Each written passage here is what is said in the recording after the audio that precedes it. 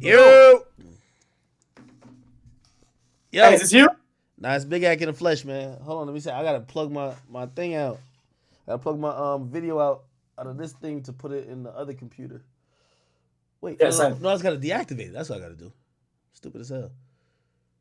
How are you, brother? Uh, great, great. Hold up. I'm gonna walk you through a couple of settings, and then we're gonna be all chill. Hold up. Oh no, I just fucked my own shit up now. Oh shit. Uh,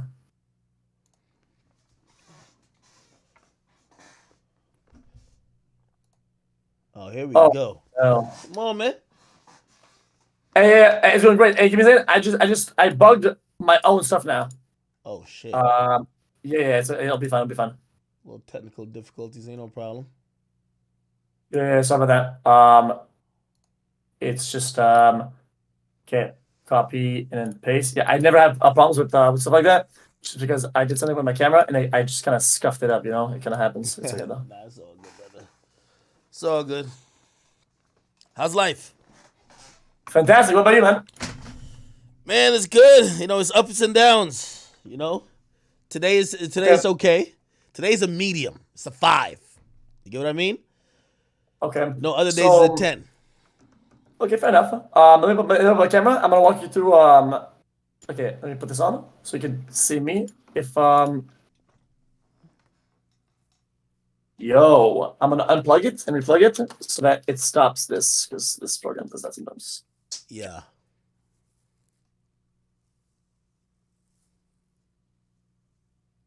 I don't. Oh, there you go. Can you see me now? Yeah, there you go. I see you.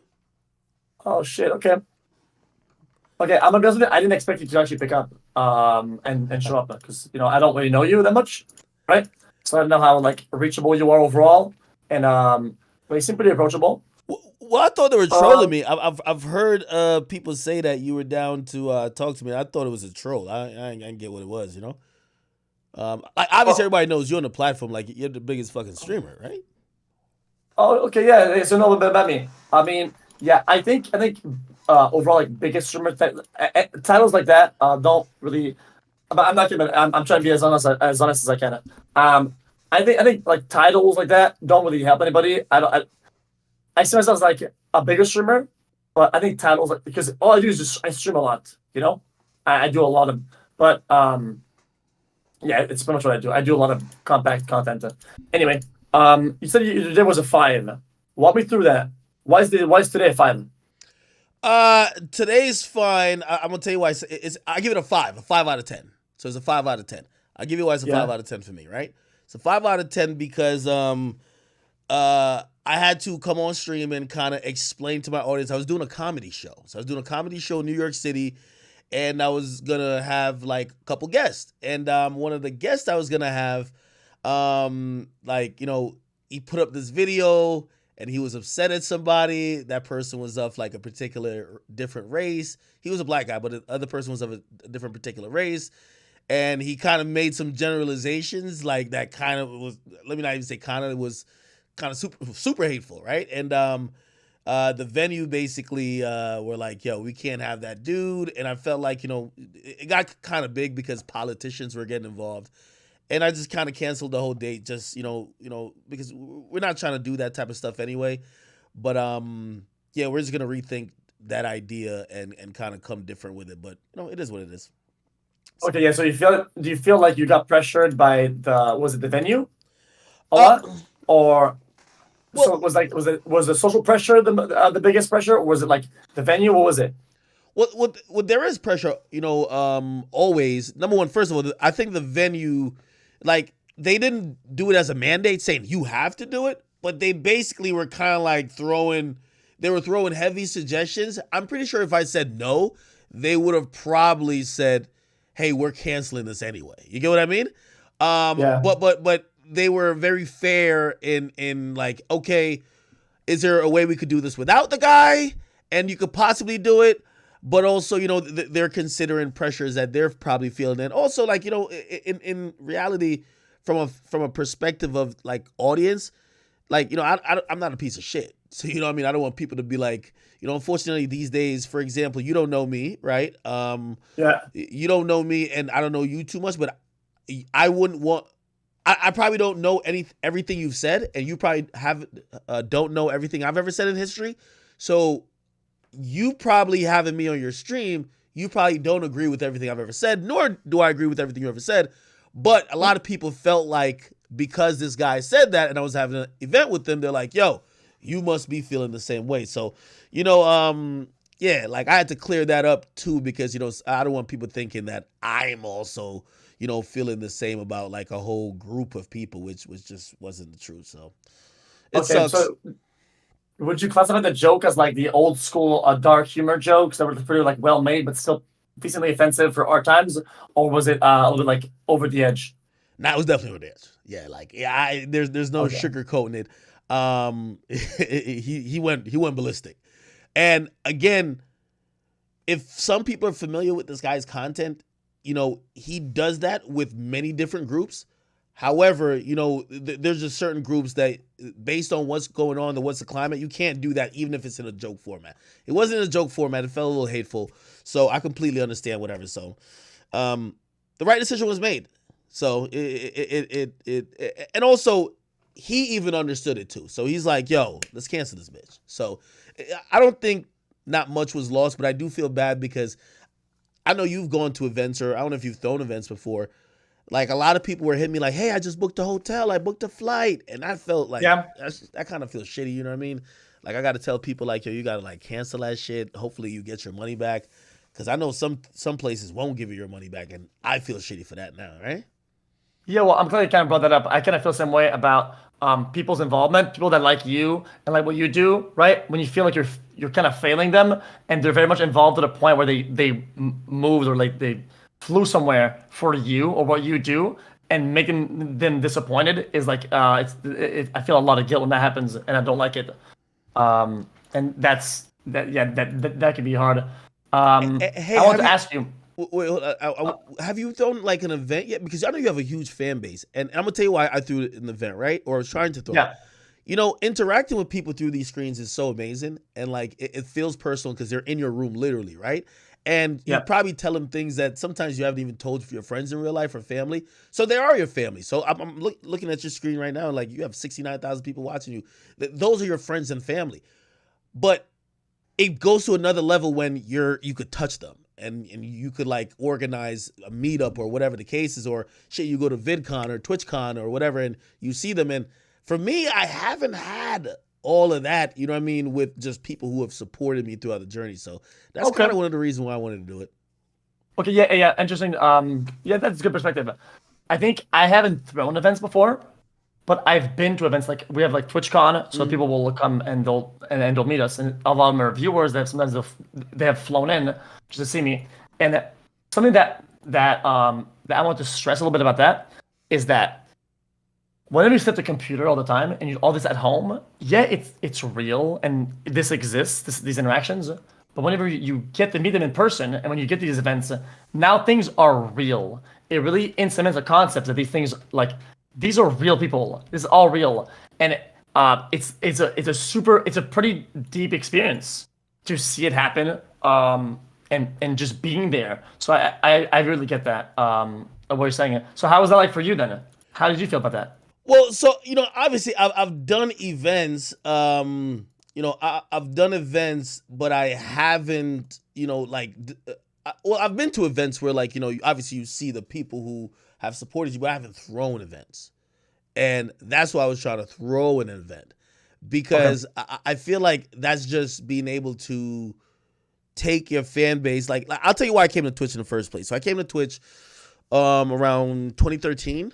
And the reason why I Oh came to wow. Twitch is because I had around 1 million subscribers on YouTube, or one of my pages had a lot of subscribers, but I felt I didn't know the identity of my audience, right? And when I mean I didn't know the identity of my audience is because I would cover things that it was like if I felt like I wasn't being the creator, I was creating for them, and it felt Yeah. super conflicting because I wanted them to understand me and my nuances, and I'm not a perfect person, but I wanted them to understand me. You get what I mean?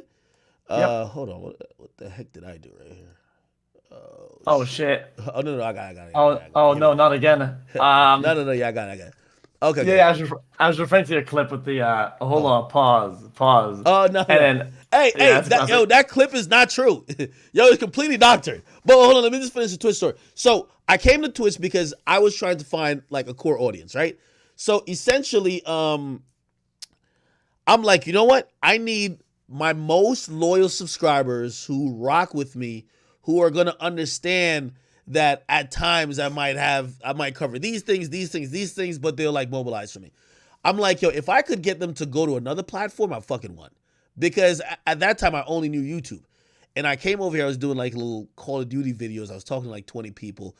Fast forward 8 years, or actually probably about like 10 years now, I'm still on Twitch. And it's grew, sizable at least for where I started. But all of these people, which I call, these my chat niggas, you know what I mean? They pretty much are the lifeline of my audience. They're the Yep. core of the audience. And Yep. I always tell every creator, no matter what that number says. I remember even saying to Aiden at one time, because I went to Aiden's crib when he was in LA, but I remember he was feeling a little down because it was during the moment when he used to get like 100,000 people watching him, and then it dipped down to like 30,000 for a minute. And he was just always focused on that number. And I told him, I said, listen, that number is always going to fluctuate because there's a lot of fluff, right? There's a lot of people who are just watching Yep. just to see some Uh-huh. shit happen. But Yep. you probably have what you need to know is you probably have 15 to 20,000 like real like Core. core, and you Core. have to figure that out and learn that they're gonna be with you when it gets really tough, and it's gonna get really tough for all creators. So that's my twist story. But yeah, back to that clip. That clip was Yep. completely fraudulent, man. What really happened, and this happened to me a lot, and it happened live, but it wasn't like Yep. all those tabs that popped up. That was completely fake. Yeah, yeah. I Yeah. I'm It was a always great clip though. Regardless, I think it's a great no, clip. of course. Hey, listen, I mean, I'm not ashamed of anything I've ever done that gone viral. You know what I mean? Like, yep. listen, it's always the most unexpected stuff. So I understand and accept it for what it is. I'm always sipping on my little hen dog. You know what I mean? My little, you know what I mean? This is my little apple juice over here. We cooling, and I'm gonna tell you what happened. From time to time, I always spill on the Yep. keyboard. You ever spill on the keyboard, bro, and shit just keeps going, dog? So, Yep. like, I spilled on the fucking keyboard, and the buttons are pressing by himself, my dude. This shit's going bananas. I'm like, yo, what's going on? So, like, it's doing all F4. Like, it's actually hitting combos. It's not even just spamming one keys. Yep. It's doing everything. And I Alt remember keys, just control keys. and I think my reaction to it was just like, what the fuck is going on? And people kind of spiced up the edit, but that edit is classic and I love it. So, you know what I mean? That happened to me the other day Yeah. too. I had to switch my keyboard out. I have about 20 keyboards over there because since I drink around the equipment, I Yeah. fucking spill. Oh, I spill a little Diet Coke here. I spill a little Henny over there. You know what I mean? But Yeah, happens. I know all about that. And also, when things settle down, they dry, they get really sticky, right? And you go Facts. to type something, you press a key, and it stays down there, and the whole computer starts to fuck up, right? And you know Facts. what's going on because the key is still stuck in. I had that the other day, and I was about to reset my entire computer. I know what was going on, but yeah, I relate to that a lot. Nah, You see, for real. I you just see, had two more keyboards show up today because I still play Fortnite. You play Fort? I used to, not really anymore. Yo, What bro, about you? I'm gonna sound old to maybe even some of the people who watch you, but shit, man, I used to be in the bot races that Keemstar used to set up, yo. That was like a good time in like streaming history. Where like there was everybody like doing bot race. It was like Tfue was popping off, ninjas going crazy. Like that was a very interesting time, yo. I remember getting like 3 kills the whole tournament, thinking I'm the guy. What a bot race? Because I remember doing Fortnite Fridays. Yeah, those were bot races. So a bot race was basically like, yo, hey, you get in the lobby with 4 people, and it's a kill competition. Oh yeah, okay, makes sense, Yeah, yeah. we just call it bot race because you're racing to kill hopefully a bunch of non-skilled users who are bots, and you're supposed to be better than them. Except I was the same Yeah. skill level as them. You feel me? Yeah, I know. I remember that. These actually were really fun tournaments. Yeah. Okay, so I want to touch a little bit about okay, so I want to touch a little bit about the core thing you were talking about earlier because I think it's interesting. But also, just for my own viewers and people overall, and even maybe some of your viewers overall, I want to go more of the basics and the roots of who are you. Yeah. But just before we get there, earlier you touched about core viewership, and it's something that, in my opinion, as a creator, you have to learn as quickly as possible, right? So the earlier the better, because people will think that the numbers go up and down, and that's who you are, right? Yeah. One, that's false, because what you are, your value, what you produce is one thing, right? And the people that stick with you and the people that care about all that is another thing, right? But the fluff is always if you show a pair of titties on the screen and you're with some hot girl for 2 hours, numbers go up. Is that the people who really care about you? Not really, right? So I think so, a lot of people, especially new creators, they get caught up into this sort of weird ecosystem and they go crazy. They'll have a mental breakdown. They burn out. They don't think that they're doing terrible. They get imposter syndrome, and a lot of problems stem from that. And I kind of feel bad for people like Aiden, who kind of got to face the wall, right? Like that when it's like at 100K or something like that, and things get so heavy. So you were saying that interaction for you was a little bit one-sided on YouTube, and you want to interact more of like a two-sided broadcast, like you're talking to them, they're talking to you. I feel like that was kind of that for YouTube. It's like very one-sided. You produce something, people will watch and they'll put like a comment or whatever. But is it rare sometimes that you would find a commenter on one video, comment on another video, and kind of know them like this, or is it always just random? It's like all randoms. I mean, no. By the way, there's a guy who I found, and he's in my streams all the time now. Actually, like, so my man Lil Boom, I found in my comment section. Like, he's actually a rapper and shit like that. But Yeah. yo, he was the funniest guy in my comment section. I remember he used to leave the funniest no matter what video, and I'm like, there's a talent for always having. That was like top comment days, you know what I mean? Like, but before the top comment algorithm. So it was like people really had to kind of like it to bump it up, and essentially always had the funniest joke ever. So he was mad funny, but other than that, what I mean by I didn't really know my audience is like, for example, I would cover videos about current events, and one day I got a strike. I'm gonna tell you, it was because I mostly had an opinion that I felt like my audience didn't like. And I felt like at that moment I said, damn, I'm a slave to what the majority of their opinions they want me to have. Right? So like I wanted a relationship with my audience to be, even if I'm wrong, they could just be like, hey, you're just wrong, but you're just not a bad person. You're just wrong on this. And we agree with you and we love you on other things, but we just don't agree with you. So I'm not looking for like an audience just only to like me, but I also want an audience where I could disagree with the majority of them, right? And I realized that when you're dealing with fringe viewers, they're only there for that video and they've formulated their view of you. Like there might be people who are watching their only stream of yours right now, and if you do anything, like again, you might do 99 great, amazing things. Maybe you make one mistake. They're like, this guy's horrible. This guy's a horrible guy, right? But the person who is watch hundreds of hours of you streaming, they're going to be like, yeah, I don't agree with him on this one thing. Like maybe he was tripping here, but he's usually super reasonable because I've listened to him like give his take, or I've seen him in situations 200 other times, right? And when you start looking validation in the eyes of supporters, it's very important that you're looking for it in the right supporters, because if you look for it in the numbers will take you along a path that, it's just not you. Like you'll become a shell of yourself. That's a very good take, actually. I like that a lot. I feel like the more you cater, the more you are others, the less you become. And at that point, you are everybody else. And the only thing that matters for you, really is you. That's how you keep your identity. That's who you are. Why would you want to be everybody else when everybody is unique and everybody has something to offer that only them have? They're themselves, And I always feel like I have to kind of manually remember this, so that I don't fall into that trap of wanting to get validation and then becoming somebody else. Right? That's kind of scary to think about. Losing your color, losing who you are. It's scary and it's also sad. I feel like a lot of viewers don't know who you are, and you know what? I don't know who you are either. just overall in your path. Tell me the basis of what you do and what you did at the beginning, right? Yeah. And then tell me your path. Tell me from when you begun to here.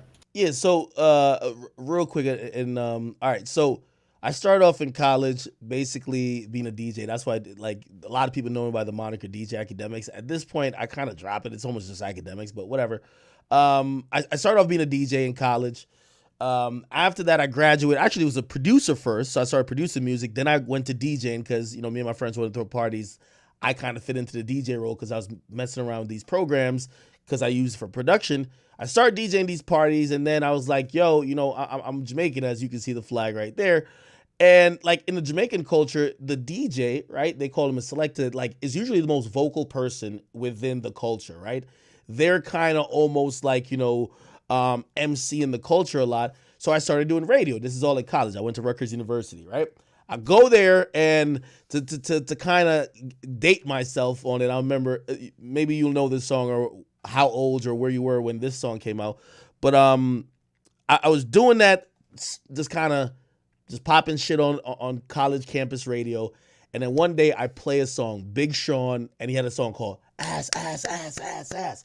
So I played a song, and then we were running the radio station by ourselves. I walk out the door, right? I go outside to go get somebody, right? I play the song, but I play the clean version. Now I was a DJ, so I get 20 versions of every song, instrumental, acapella, everything.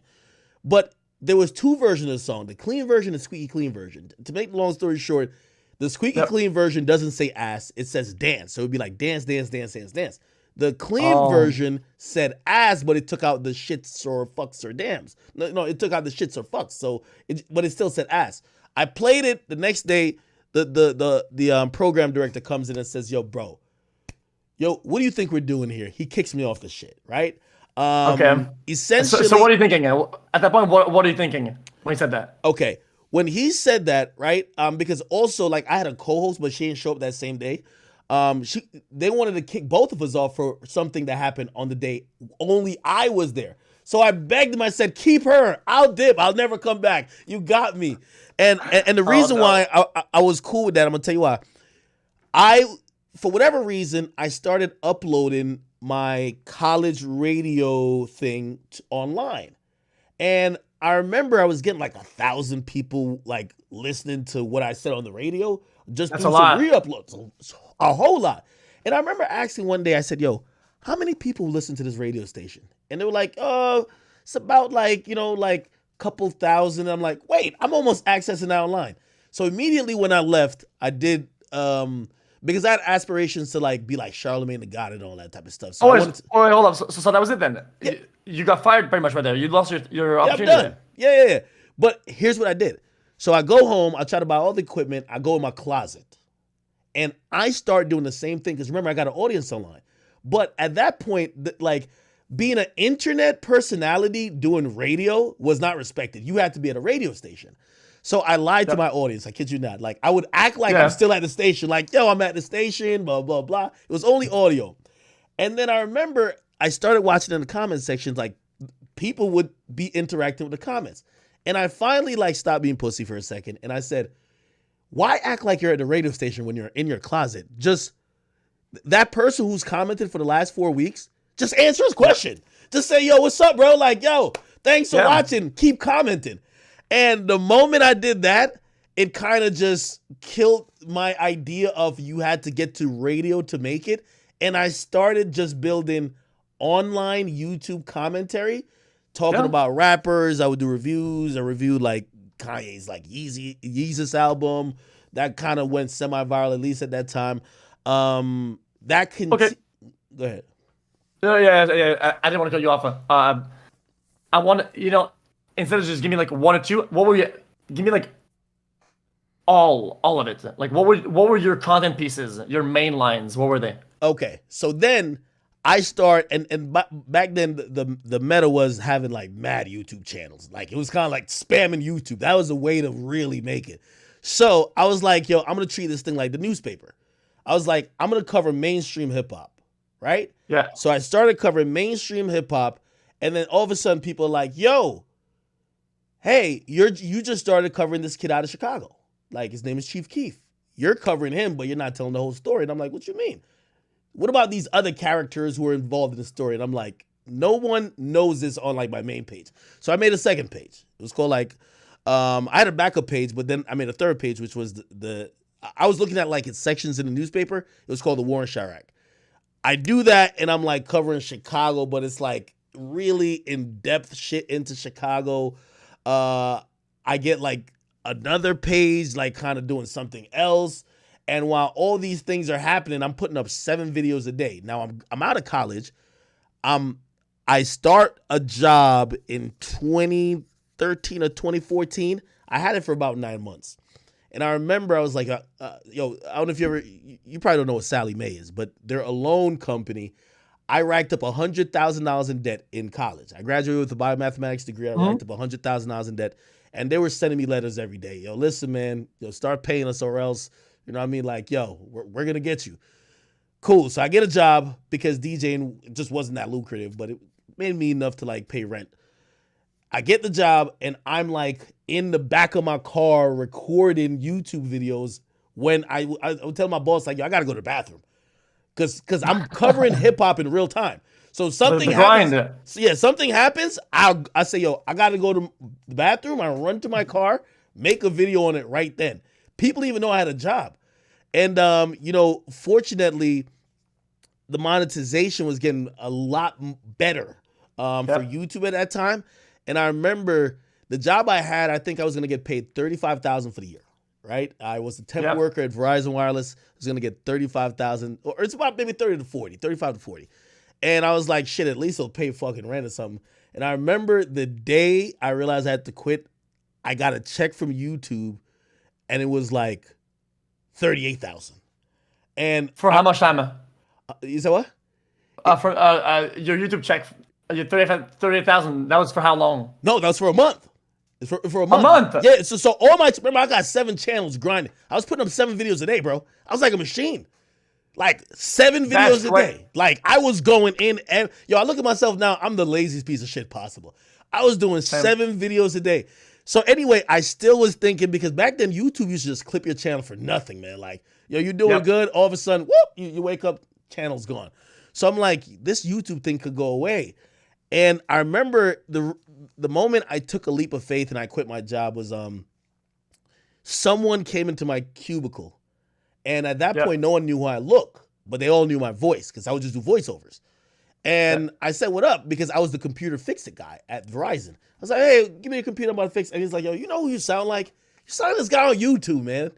No, he didn't. I'm like, yo, who? He didn't. And he's like, yo, you sound like Akademiks. And I'm like, yeah, I'm Ak. And he's like, no fucking way. He's like, why are you here? And I just didn't have an answer to that question. But really, the answer was I was too scared to quit. Anyway, I gained the courage to quit because I'm like, yo, I couldn't still work for that wage knowing that I was getting paid more on YouTube. But I couldn't, like, I liked the people at my job. And I ain't gonna lie, I lied to the people at my job when I was quitting, right? Like, actually, this is 2 times I've lied now. Fuck. I feel like a liar. Anyway, I felt lame telling them at that time I'm quitting this job for YouTube. So I told him, I said, like, yo, I just got this big job opportunity at Hot 97. You know, I'm like a DJ. I always wanted this. And they were like, they offered me like a permanent job because it was a temp job I had. Anyway, I quit. After that, I'm living with my girl at the time. And I'm just banging out videos in the living room every day. Banging out videos. And then, just fortunately, the times change. And also, a few things happened that I just happened to go viral for. 2015, I think that's when the first time I hit 1 million subscribers.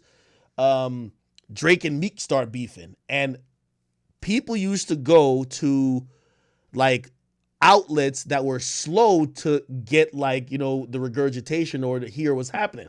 I was drama, ongoings, gossip, all that stuff. Yes. So that's what you wanted to be then. Yeah. Well, I mean, I wanted to just be in the game by any means possible, but I didn't want to be I wanted to be a media guy. I wanted to be the media guy because I just fell in love with media. So at that point, everybody just came to me to just kind of like discuss, like, what I was like the Keemstar of rap. You get what I mean? Yeah. And, yeah, for sure. And that shit just took off, bro. So like at that point, now I'm making some good money. Now I'm seeing this actually as a career. I'm continuing to build, continue to work. Then in 2017, you know, I'm always the person. Anytime I feel like I start bumping my head on the ceiling, I look for something else to kind of make me more known to a bigger audience. I felt like only kids knew me. And 2017, I Okay. get a call from I was huge on covering like, you know, people like Uzi and Cardi like back in 2016. So like that was my complete lane. Uzi, Yachty, Cardi, all that. 2017 comes, I get a call from a place called Complex, and they said, "Yo, we want you to go get on screen or try out for this show, which is you and a rapper just doing what they do on First Take, or if you watch Undisputed, it's just a debate show. We want to do it for rap." That's when, you know, pretty much I do the show with Joe Budden. You know, Okay. it's the first time like I ran into most of the rappers who I was talking about for years. And through all those moments, I feel like that's when my face kind of got branded into like the history More of main. things. Yeah. It was a mainstream thing. Yeah. So a more broad audience that is like now you're reaching out of your own circle and out of your own reach. You reach a Exactly. bigger territory. Exactly. I feel like all these things are all the things that worked for you and the things that you achieved. And after testing the waters, I'm interested in knowing, and asking you, what are the topics or styles of content or lines you tried to do that didn't work for you? The things that you tried to do that you were passionate about that people didn't like, that people didn't consume. Oh, that's actually really interesting. I have a motto that I always say. I'm like, people look at me as a success because of the one time I succeeded, but I've tried like 67 times and failed. And no one remembers that, because at the end of the day, and this is what I always tell, like, you know, especially the kids who think that, you know, I just hit it on the first try. You're going to fail at a lot of things, right? Yeah. Yeah. At first I was like the street. I used to do interviews, like try to do interviews on the street and stuff like that. And I remember and this was such a huge failure, but it taught me so much. I remember trying to chase around the big names for some type of cosign. And, oh, let me interview this person, and people can see I'm interviewing them, and that'll give me a little bit of name or clout, and then I interview that person. And I remember, like, you know, I had a regular job and I had bills to pay and shit. And then there was a show that's huge in, like, you know, like the rap community. It was called Love and Hip Hop, and there was like there's this lady on there. And I remember I called out of work 7 times trying to set up an interview with her. And every time, like, I'm losing out on money, and they would tell me last minute, like, yo, well, we can't make it. And I was like, damn, I just fucking lost. Like, I need the money. But I had to take that L. And I remember I was very frustrated, and I got to the point of saying, dog, you are at a fork in the crossroads right now. Mm-hmm. You need to realize that if you're not engaging enough by yourself, no matter who you sit with, you will never get your intended goal and result. And what that made me do, I said, I'm going to go double down, work on my own skills, figure out how to be entertaining by myself to get people to watch me without the big celebrity sitting on my shoulder. And if I can't do that, maybe this ain't for me. And I'm telling you, I started like being super critical of myself. You know what I mean? Like, if people used to watch my videos, they would hear me my normal videos when I'm doing news content, I say my intro really fast. Like, I'm like, yo, and really that really came from, I became a perfectionist. I would do a video 30 times. You get what I mean? And I would critique it, like, because I used to add satire to it. I'm like, that's not engaging enough. I took too long to get to the point. Yo, I tripped over that word. Shit, I didn't do that right enough. And I'm being super critical because I wanted, you know, I knew how sometimes, you know, the audience can have a low attention span. I wanted to just get straight to it. Like, you know what I mean? I rushed through my intro, and like within 5 seconds, we're in the meat and potatoes of my video. I'm not telling people to subscribe or nothing like that. We're already here. You know what I mean? Bang. You click the video, we're into the story. You know what I mean? So, So what you're saying is that it's like almost like the new TikTok style videos where people try to get get to the point as fast as possible. Yeah, intro is cool. Say hi, it's done. Boom, straight to it. Just so they're not bored or just keep them engaged. I like that a lot. I still do that. Yeah. So you're pretty much like I guess like chasing checks pretty much. You're trying to make it that way because was that at the time where you were making like 38K off of YouTube, or was that a little bit before? Just in no, definitely before. So I'll tell you why the numbers seem so staggering when I say 38K, because that's a lot of money, right? Yeah. So what happened was that was a weird time during monetization too, right? It was kind of the start, or at least I didn't have my channel monetized for 2 years. I'm gonna tell you why. Because when I finally started getting an audience, there were MCNs. That was kind of like the only way to get monetized in a sense back then. So you would have to sign with an MCN, and the MCNs are hitting me up left, right, and center. And I remember saying, "Yo, I felt like I went 3 to 4 years without having an audience." I was thinking about the audience. I'm like, an audience doesn't want to watch a 30-second ad before I start. I speed through my intro. You think they want to watch 30 seconds of like exactly? So I said no to this MCN who were super persistent. They're like, yo, come on, yo, that's how everybody makes money. And I'm like, yo, you know how desperate I was to gain an audience? Like I did anything to gain an audience. I don't want to put something in the middle to run them away. And sorry, I didn't want to cut you off. Yeah, go ahead. After about like a year and a half, that's how long they took to convince me. They said, yo, bro, let's try it, because I'm a math guy. They said, you're the math guy. Look at your user retention now, and let us do ads on your videos for the next, like, say, 60 days, and you check out the user retention then. If it's super horrible, right? And we could get out of this. We don't have to sign no contract, whatever. And I said, yes. First month, the first month was a 38. First of all, I'm like, whoa. Before you sign, at the moment where you signed, were you still skeptical and scared? Can you walk me through the feelings you were getting when you signed? Oh, hell yeah. Do you have any worries? Hell yeah, because, also, like, I was so skeptical of an MCN, bro. Like, at that point, like, people were wondering, okay, does the MCN help you not get banned? Also, like, I was wondering, like, I had other channels that kind of got deleted. I'm like, what's my status with YouTube? Everything kind of feels unclear. Like, as a creator, it just wasn't a great time for a creator on YouTube, especially a small creator, especially if you were putting your life into this. I remember, like, I would get strikes and write up these appeal. Like, I would use sometimes it'd be like 5,000 characters. I'm using every inch of this thing to tell y'all, yo, I've given up my whole life for this. Like, please just consider it.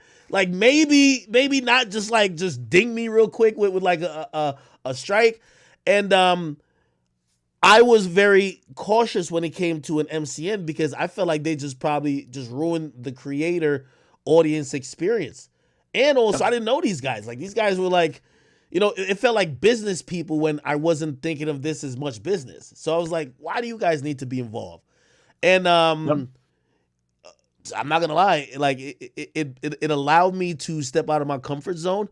But that's the time I realized that YouTube could be a viable business in that moment. Yeah. I feel at that point, I've seen a lot of creators on YouTube and on Twitch feel like they have a lot of imposter syndrome, where they feel like they don't deserve it. What they have to offer isn't worth it. So when they feel like it's time to like monetize and get off of their work, they feel like they shouldn't be rewarded for it that much, and they're scared of losing power, right? Because they're trying to make money off of it, right? And I think making the leap towards monetization is like super, super scary. That's why I want to know how you felt about it, because I think a lot of creators right now, even on Twitch, almost all of them, they're scared of having ads, because they're like, well, people are just not going to watch, and then you spend your entire days in your life building something to have a power or influence. It's just not power, but you want to create and grow, and you feel like you're getting there, and then cutting that off to make money feels like it goes against the nature of why it started, right? So for me, it was super scary. Hey, by the way, and I think I could say this, my Twitch partner manager is the reason why because I used to never run ads. Like, I was partnered for a while now. I never promoted subs or ran ads on Twitch. It kind of existed. And I remember they just looked at me and they were like, "Yo, th- this is kind of part of like just kind of the streaming experience in that."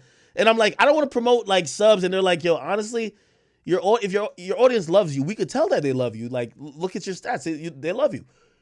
They're probably gonna support you with a sub. Like, they don't want to see like ads and stuff like that. So, and I was kind of scary. I was definitely scared about that with Twitch because I'm like, all right, YouTube is a bunch of fluff. You know what I mean? Because like there's a couple million people that's watching me on there, whatever. But YouTube, I don't know, man. YouTube just kind of felt a little different. No, Twitch. I mean, felt different. Twitch, but yeah. If now I do though. Now I do. Yeah, makes sense. Okay. I feel like earlier you talked about making it. You said making it no matter the cost, or like all means possible, right?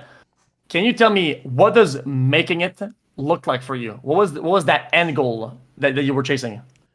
That's a great question. So, it changed. Okay, I'll tell you what making it was, Okay. and I'm gonna tell you how it changed. At first, making it was being financially well off, or being like, okay, great, this is a job, this is a great thing to do that I could fucking like support my family and I could have a decent lifestyle, and yeah, that was the first iteration of making it, For and sure. I got there, and It's never enough. It's an endless scale. So at the moment, what are you thinking? Well, I don't want to seem like an asshole with it, but it was just like the money didn't ease that urge and like fight to accomplish more. There was one singular moment I remember, and this was in 2016, and this is after I'm making pretty decent money. Like, you know what I mean? I remember walking in the mall because I had went to Vegas before, and it kind of bugged me that no one knew how I looked, but they knew my voice. Like, I had said what up to someone, I'd be like, "Yo, and I got that a lot because like my voice was becoming well known, but no one knew who I was. And then even if people didn't know who I was, they only knew it within the bucket that I was operating in. And I remember saying, I was walking in the mall one time, and I said, I feel like I'm bumping my head with the ceiling here, and I said, the next move I make, when I come to this mall, people are going to recognize me. And it might sound vague, like vain in the sense of, oh, you just want people to know you. But it was just like, I felt that was the growth I needed to do. So when I went to Everyday Struggle, making it was whether people knew you for your content or not, they knew you. You get what I mean? Where they're like, oh, that's Akademiks, right? So because just that right there. And I was just like, fuck, that's what I felt making it was. But I think it evolves though. So did you feel like, let's say, your voice is one part of you, and you, just you as a person, in flesh and bones is another thing, and you want to be recognized for you, not just your voice. Is that right? Yes, absolutely. And also, I kept seeing, on a different level, I was comparing myself to the people who I looked up to all along, people like Charlemagne the God, other radio personalities who I just thought were great, and I used to see them on billboards as I was driving on the highway, and I remember saying, the idea of making it was not only having the money, but also being that guy, being the guy who, if you're out, they're like, oh, that's that person who we either really like or really hate, or he's not the guy who does that, whatever, you know what I mean? And it was just kind of like almost imitating or trying to be like the people who I looked up to, because I was so obsessed with trying to eventually get there. Like, obsessed. When I mean obsessed, like, I would every day think about it, all of it. I would tell the people who I looked up to, I said, I've probably studied everything y'all have done.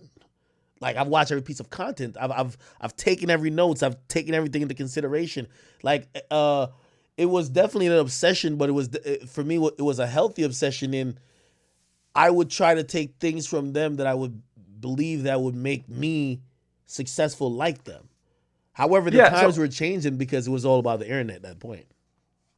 Yeah. So So at that point, you're very passionate about what you do, and you have a lot of energy for the things you're doing and the topics that you're talking about. But at the same time, I feel like you're starting to develop a passion for the systems behind it, right? The analytics behind it, the topics and everything, right? Okay, and that kind of made me think. It made me think it. What is the sort of content or the content pieces that you enjoy doing the most that are fueled by passion and not anything else? Yo, why does motherfucker Aiden just call me now? Oh shit! That Yeah, definitely can't have him on why? here, right? That's a fact. Yeah, that's Oh, how you get banned. yeah, Yeah. yeah. Yo, Aiden, nigga, stop calling me, bro. I'll call you after after I'm off stream. Oh shit! Not again. Yeah, no, no, Fucking no, Ed. no. Yeah. Yeah. Let me walk you through again. Yeah. Just what is the let's just in the big lines. Like what is the content and the things that you do that feel the most fulfilling? The things that you like doing the most. They're like passion fueled, pretty much. Today, podcast and streaming. So, I fell out of love of streaming a couple years ago, but I fell back in love with it just because it was just part of like the regular conversations I had, and I feel like people it before I used to get a little anxiety to get on stream before, right? So like back in 2016, I don't want to call myself like I don't know if you know how Soldier Boy, but I was the first to do whatever. But like Soldier in 2016, Yeah, I know that. So in 2016, I used to like, and I don't know like when Rice Gum and them started doing, but in 2016, 2015, I used to bring girls on stream. And it was like really entertaining to my audience to be some random Instagram models or whatever. And we'd just be like, yo, everybody go comment on their page. And if they get some certain comment, it was almost like kind of in a weird way, like kind of was like OnlyFans, but it was they're getting paid in comments. It's kind of odd. Yeah. Anyway, it was a good time though. The audience liked it, but there was anxiety with that because again, remember, it's the easiest thing. We all want to get to a point where we could just be ourselves and do what we like. And you wouldn't get anxiety unless you feel like you have to do something and do backflips to impress an audience. Yep. And I just remember like not streaming at times because I'm like, yeah, I don't have a guest coming today. And I'm like, this ain't why you started streaming, right? Yep. And I fell out of love with streaming when I felt like I needed to be doing all that. And I fell back in love with it when people were just accepting me for just having regular conversation. And yeah, that's the point of streaming. And also I just think streaming has taken over the forefront of all content in just where people feel the most deepest connection with you. So that I have fun with also podcasting, because podcasting is like, if you lock me and you in a room and there's a microphone, give me 3 hours and I'll probably know, like, we'll have probably some of the oddest conversation, go down the weirdest, interesting rabbit holes, and just kind of like, I like talking for a living. You could, your audience probably say now, like, damn, this motherfucker won't shut up. So it's like, it is those type of things I'm most happy about what I do now. Yeah, that's really good. Okay. Yeah, so, okay, that's actually interesting, because you said something about the backflip, right? Mm-hmm. And that's something that I think everybody feels like. Did you ever click? Did you ever really get the deep understanding, right? That you are the backflip, right? Just you doing your thing. You know, you feel like you're doing a backflip. Just whenever the way you do things, the way you approach, the way you talk, just you are the backflip. Did you ever click that in? Well, here's the funny part about it. I believe I was thinking for the audience. Like, I remember I used to look at my like Instagram DMs, and I think maybe some audience, like sometimes your audience knows you a little bit, right? They know, yo, he hasn't streamed in a little bit. Yo, let me just check up on him. Let me just send him a DM this and third. And they'd be the ones saying like, yo, bro, we just want to see you, dog. It's cool. Like hop on here and just chop it up with us. Like, yo, you just went on a trip. Just tell us about a trip. And that made me realize, I'm like, oh shit, maybe they just like me. You know what I mean? But at first I was just like, yo, what trick could we do today? And that shit becomes exhausting because, you know what I mean? Like, it's like you're running a circus. So really, I give the audience a lot of credit with that. To be honest, they pulled me up a lot of times that I was just feeling I had to do more than just give them, you know, my time, because I think we're all sharing each other's time, right? So, Do you feel like sometimes um, you're not doing the most fantastic, crazy show? You're not putting on a stage and putting a spotlight, and you just think that you're just doing something normal, or you're just looking at the news or whatever, and then a lot of people are like, "Wow, that was really good. That was really good." Do you get that sometimes where you do something that's just normal and you have a really good results, and it makes you realize that, oh my, you know? Yeah, well, that's the fulfilling thing about streaming, right? So I'll tell some streams about like sometimes I feel like because I'm the news guy, they're like, "Hey, I'm here to get news about this rapper." But I'll hear a lot of times people DM me and be like, because like I got two Rottweilers, and I'll be like, "Yo, like my female Rottweiler, she just got her period, like first time ever she gets her period." And I'm like telling, like I give that little story at the beginning of the stream, and people actually hit me up about it and be like, "Oh, that's just dope." So you know what I mean? You get to realize that people care more than about what you're talking about. They care what they care about you. You know what I mean? Yeah. So that's the whole point. The way you do it, the way you say it, the way you think about, yeah. No, of course. Sorry, I have a French name with candies. Nah, it's But all yeah, I good. get that. Yeah, so I didn't want to be disrespectful. Um, yeah, I think for me that what you just said came in a way later because I came from a gaming background, Mm. right? So I played Overwatch as a professional. I was good at the game back in the days, Oh wow. and then so what happened then is that I just spent years, most of my career, even if you look at my entire career, most of it thinking that the only thing that matters was how good I was at the game and me as a player, me as a professional player, and just the game itself. I was nobody. I was just one check mark in a row of boxes, right? And it took me a lot of time to really get to letting go of that idea. And whenever I see other people talk about that, I always wonder when for them that clicked in. You know, was it early? Was it late? Seems like for you was kind of like in the middle. Yeah, yeah. I don't know, man. It's yeah. I'll probably say that. I'd Yeah, probably yeah. say that. Yeah, it's again, it's been a learning experience, and like I hate to do the woe is me thing when it comes to like people who are streamers or like content creators because I do think especially at this level I'm pretty sure you enjoy a good life. I do as well. But honestly, as I said, I still go through my DM requests on Instagram, and Same. and the reason why I do is I look for hot chicks. I don't get no hot chicks DMing me no more, man. Yeah, me neither, bro. Come on. Yeah, I ain't If you gonna just didn't lie, say man. that, I used to though. I used to. Like these days, or I think I'm more cautious now. Like, yo, I've been exposed a couple times, so I'm like, I chill off of that down, bro. I used to be exposed, dog. Yo, there's like videos and pictures of like the chicks used to just be like, have their phone out, and I'm sleeping on the bed. I'm snort, yo. I sound like a train, dog. I'm just like I'm sucking, yo. I sound like a UFO, my nigga. I'm sucking in every ounce of oxygen in that room, and the chick is still trying to say, "Here I am with him," and I'm like, "Yo, how is this a flex? I look disgusted." Like, yo, like oh no. I'm in some wild, deep comatose sleep because I probably just got some stuff. You know what I mean? We just did some stuff, but like, yeah, I got exposed a few times. It was on the blogs, and then after that, I was like, man, I gotta move a little bit better. Oh, And okay, so yeah, you kind of got shorthanded. That's a little unlucky. Yeah, you shit you happens don't have a sometimes. I guess. girlfriend? Yeah, I don't know. You I've never been exposed. wait? Do you have a Like, girl? no, I don't. Yo, you probably got every girl want you, bro. Yeah, but then they want it for the wrong reasons. So what does it That is matter? true. That is true. Yeah, definitely. Yo, do you think it's possible at your level, or actually just really like any level where you're kind of like popular, to find Yeah. somebody who is like, oh, I care nothing about your fame. I'm only here for you. I just love you for you. You are the best. I have no alternative motives. I've argued with myself with that topic because by the nature of how they find you is most likely going to be your line of work.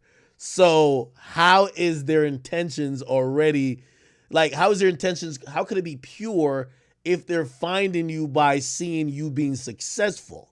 Yeah, it's like if you went on a street, right? And instead of it being a normal everyday street where all the houses are the same size, right? you would have picked your house Yeah. by what it looks like, and it's like 400K house, 4 mil, 40 mil, right? And it's just that's literally how it is. Like people are gonna go around, right? And they see exactly your size and probably the influence that you have and the money that you have just by your social media profile, right? So it's kind of hard to find a person who's gonna choose you for you and not for everything else when everything else is at the forefront. Yo, It's way before they see you. yo, You yo, know? yo. Funny enough, let me tell you this, and this started happening a few years ago. A lot of women that I have sex with, you know, during sex, they'll just say "ack," like that's what it is, "ack," and I'm like, Oh, that's not my like real name. Like, I have a government name, shit, but they that's just say so "ack." bad. Yo, fuck me, "ack," and I'm like, fuck it. You know what I mean? But again, at that point, I think I've become jaded towards it too, right? Where For now sure. I've just kind of evolved into this character where I almost don't even find a problem if they don't know my name at all. And I'm like, all right, Yep. yeah, I am back. And at that point, it kind of feels disingenuous because, anyway, for me, if I want to find a fulfilling relationship, right, then I would have to step away from the computer, and I would have to not stream and not work on my stuff, right, and go outside in the real world and meet a real person that don't know Yeah, who I am, right. But at that point, it kind of feels weird because it's like this, all this creating all this is all that matters to me, and you think I have to take some time off to go meet somebody that's gonna enhance my life. It seems like a hassle, and it just feels like a disaster, and I don't want to do it. But at the same time, if I don't do it, I don't want to sound like a doomer or too nihilistic. But how do you find a person um, that is gonna be fulfilling? That's gonna be there for you? It's like impossible, you know. yeah, So it's really difficult, and I think you get to a point of just stop trying to fight it and just realize you are the sum of your parts, right? Like, for example, if you're a guy who somebody met at a nightclub, maybe they saw you bought a couple of bottles, or maybe they saw you had a nice watch on or a nice shirt. Maybe they saw the car you came in or the car you left in. So it matters. Like no one is like, yo, hey, I'm just looking for like a nice wholesome spirit, and they found you. You get to realize when it's almost impossible to, find someone within a vacuum. Like, let me just try to deal with the people. Like, your field is your field, right? And in the sense of the people who come that want to either date you or engage with you, or the people who you have access to, is the field of dating that you have access to. So, you know what I mean? You got to deal with whatever it yeah, for is. sure. Unless you're gonna Yeah, be I on mean, some, oh, I'm gonna go out my way to try to find someone. It's like, fuck. yeah, yeah, and to be honest, it makes you jaded so quickly. It's gonna, yeah, it's really hard in my opinion. I want to. Okay, so I've known you initially, um, because of a YouTube video.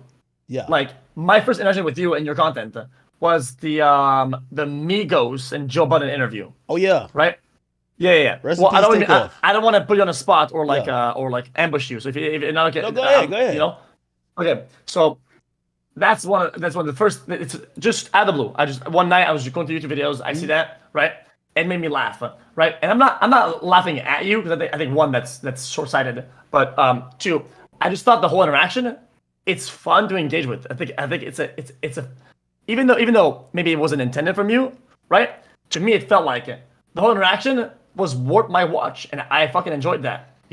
How did it feel for you going to the interview, doing it, and in the aftermath?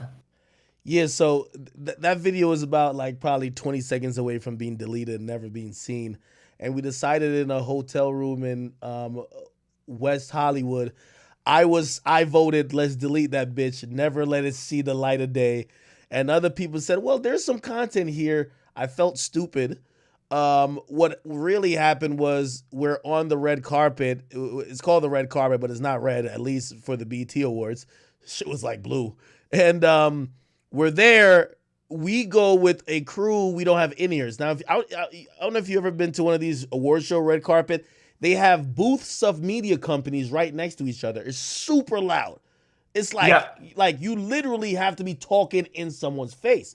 So we Yep. don't have in-ears, which is a very popular thing that when people are performing on stage, they have in-ears. When people are doing these things, they would have in-ears that they could hear the other mics. So if you look at, I'm asking Takeoff, and God rest his soul, he's sitting like kind of the furthest away from me, and I'm asking him like, yo, how did you feel? Like, yo, you left off Bad and Bougie. He's left off the song. You know what I mean? The Migos are notoriously known for all three of the members are on every song, but he wasn't on that song, and it wasn't something mean spirited. But you know, he probably took it as like, yo, wait, hold on, like, all right, don't be smart here, type stuff, right? And I think he was answering it, and I always tell people this. So I can't hear him at all. But every time he's about to say something, it sounds like he's about to shout. So he has the mic in his hand, and I'm like, yo, what do you feel like, because you left on Bad and Bougie? And he's like, and he was just, now on the camera, you actually hear him. I'm there, I cannot hear him. So he's whispering, but the whisper is picked up by the mic. I can't hear it with my own ears in the room. So I'm like, what? No. And then he's like, I'm like I'm over here. I'm like, dog, I feel like I'm like communicating with one of the aliens. I'm like, yo, like, what? Like, you see the confusion on my face. Okay, so now they think you're being disrespectful by re-asking a question that was initially a little bit forward, and it could be forward, right? Facts, but by re-asking, now they know it's forward, or they think so. Yes. However, though, ultimately they're not upset at me, and this is a part that nobody got about that video. My co-host, the guy who got up and walked away, that's Joe Budden. Yeah. He had a run-in with those guys earlier that day at the mall, like random shit. So he's shopping for socks. You got to have your socks right. You're on the red carpet. They pull up on him. Now, the Migos are signed to this group, are signed to this label that also signed Lil Yachty. And he used to kind of like, almost like use Yachty as a punchline to some of the stuff he said. They pulled up on him and was like, yo, bro, stop talking about Lil Yachty, like blah, blah, blah. So what happened right before this interview started, it was very tense. I really liked the group. They knew it was genuine. When they came up, I dapped all three of them up. We just shook our hand, whatever. You know what a dap is, bro. Anyway, Joe Budden, which is my co-host, he tries to dap them up. They just stare him down. They just look at him. Why? Because of the incident that happened when he was buying socks.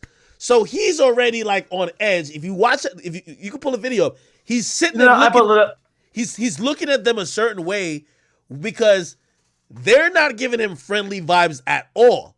So when we get to the part where I can't hear them, he could kind of see that it's not going well. And he's like, yo, wrap this shit up quickly. And then that's what the Migos heard. But they're taking it differently because they're like, yo, you are the guy we almost got into it with in the sock aisle. So really, people think they were getting mad at me, but it was really my co-host because even though we couldn't understand each other, they didn't take that energy of, oh, he's trying to do something, right? But my co-host gets up, throws a mic. They're looking at him like, yo, it's beef time. You know what I mean? Okay, yeah. Okay, so I'm confused. If there was some sort of tension over there, well, I'm just asking, why didn't Joe Budden like extract? Why did he blow up like that? So he's a psychopath. He's one of those guys if he feels his back is to the wall, he's the guy who starts screaming at the top of his lungs or starts doing something crazy. So that's why he did that because, yo, it's a little tension. And also he didn't really tell us this, right? Oh. So I'm known in the rap game of like, yo, yeah, a lot of people don't like me, right? So I had another incident with another dude a couple days before. So some dude named Vic Mensa. So the company comes to me, Complex. They said, yo, damn, that's with one rapper that just showed up to do an interview. We're going to the red carpet. There's going to be every rapper like basically walking by you. They get a security guard, and my man Joe Budden, he says to the security guard, he says, yo, bro, I'm tough, okay? Plus my man, he's a Crip, and we're in LA, by the way. He's like, he's a Crip. If something happens to me, this whole bitch would be surrounded, okay? So what I want you to do is only focus on Akademiks. Make sure he's safe. I'm good. So when that happens, we have a security guard who doesn't move a muscle. Like, we knew we hired the wrong security guard because he's taking selfies on the red carpet. Like, he's fanned out. That's terrible. Okay, He's fanned out. So, yeah, a couple things happened that went into it. I will say, though, this is why I now believe as a creator, sometimes the greatest things happen in the moments you believe is the worst. I felt super embarrassed because I really liked the group. I wanted them to delete that footage. And out of convincing and based on a team decision, I said, screw it. It was 10 p.m. in LA. Yeah. I say, tweet it out. And I tweeted out, everybody tweeted it out. And that day and that clip was viral history. It's still Yeah, it's gold. it's viral gold. And I always thought that. Remember, I told you I was like, I wanted people to like know my face and shit. I remember walking into a strip club. I walk into a strip club, and a chick was like, "Oh my god!" And then she's pointing at me like, "Oh," and I'm like, "Wait, what's going on?" And you know what she says? That's that meme. I was like, "What the fuck?" She was like, "That's that meme," because it was like a meme. There's like a GIF that people always do with me with the mic, and I was like, "Hey, at least you knew my face." Exactly. We take those. We take those. Yeah. I mean, I've had a bunch of run-ins like that. It's just funny at the fucking strip club of all fucking places. If you had to redo the interview, right? Do you feel like you could have taken control of that scenario and had a better outcome? And if so, what would you have done differently? I don't think I could have taken control of that.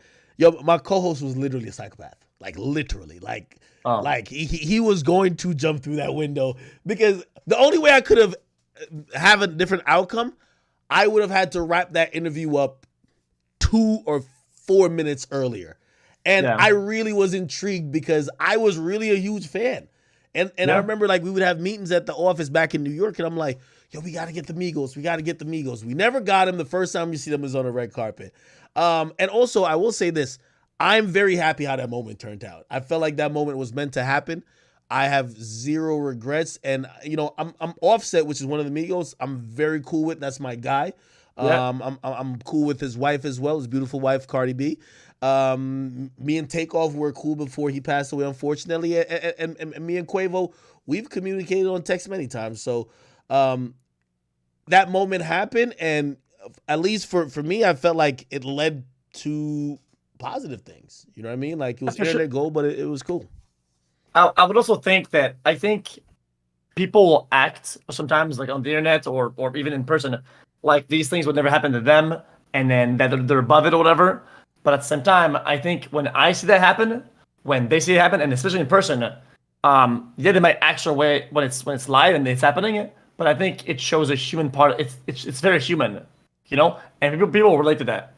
And I feel that sometimes will create a bond with people, because they know what it's like to be in that moment, and it sucks. Yeah, and because I've had a bunch of runs like that too. Just things that I did that were like, what the fuck is this? I think they get it. I think people act like they don't, but they get it, right? Yeah, I've always said if you want to be a creator, you got to get over this hill. Yeah, you got to get over the hill of trying to control the narrative and seem imperfect. I believe the creators most comfortable in their skin is the ones who know that their imperfections are being seen. Their imperfections are going to be understood by the people who love them and who understand them, and it's going to be criticized by the people who hate them. And if you're given a very honest reflection of yourself to the people who consume content for you, and you're being truly yourself, I feel you will find the most happiness in that version rather than you trying to control narratives. For me, I try to share, you know, as much as my life I can that they understand me. And I think when people really give the audience less credit than they really deserve, your audience are brilliant people who understand your personality and understand why you react the way you react. And when they know intuitively, instantly when you get on stream, when you probably had a bad day, they know how to pick you up.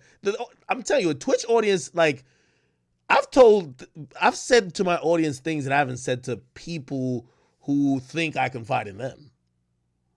Okay, that's interesting coming from your perspective. Then, okay, I'm actually glad I heard that perspective, because I'm gonna keep it a buck. I would say, motherfucker, I disagree so hard. My since me and my audience, we kind of build this like more like a banter, playful thing where we're kind of like throwing insults back at each other. when they see weakness, they don't look for something to pick up. They smell blood and they're going in for the kill. Okay, if I show weakness, they're coming in and they will fucking put me to the ground and fucking jump in unison on my fucking dying body. Okay, but I don't mind it because you know what I find interesting in that. I know what's good about it is that things that are hardships, things that are bad, things that I think are hurtful, the ideas that I don't like, it makes me process them faster, right? So if I'm dealing with something, and instead of saying, "Oh, I'm sorry to deal with this," they go, "Yo, dumb fuck, you're an idiot. This is happening to you. Fuck you." Well, they do it all the time, right? But then it turns when people say, I would rather laugh about it than cry about it, right?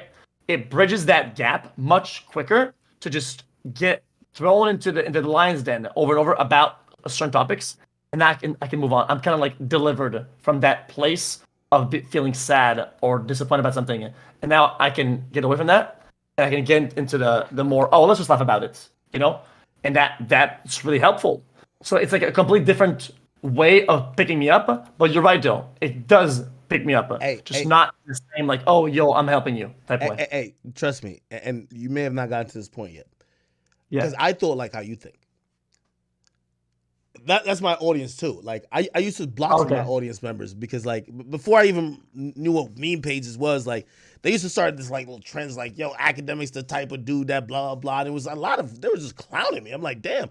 I'm like putting my life into this like content. They're clowning me. And I thought that about my audience, that, oh shit, my weakest moments, until, put it like this, it's like a little brother big brother relationship. Of course they're gonna laugh at you no matter what, but when someone comes for you, I guarantee they go to war for you. I'm telling you. Oh yeah, that is when. Laughing. And I'm gonna be honest with you. I remember being on. So I was on the show Everyday Struggle, right? And I felt like, because I would go there and everybody else, like, they came from a different background. I think people were looking at me like, "You're the internet dude, so shut up." Like, you know what I mean? And I wasn't having like the best time at first. You know what I mean? And I kid you not, like, it bled through my audience seeing it, and honestly, they wrote for me. I kid you not. Like, it was to the point. I remember the company saying, "Yo, could you tell your audience we're like treating you right?" But it was, again, these are the same people who bully me.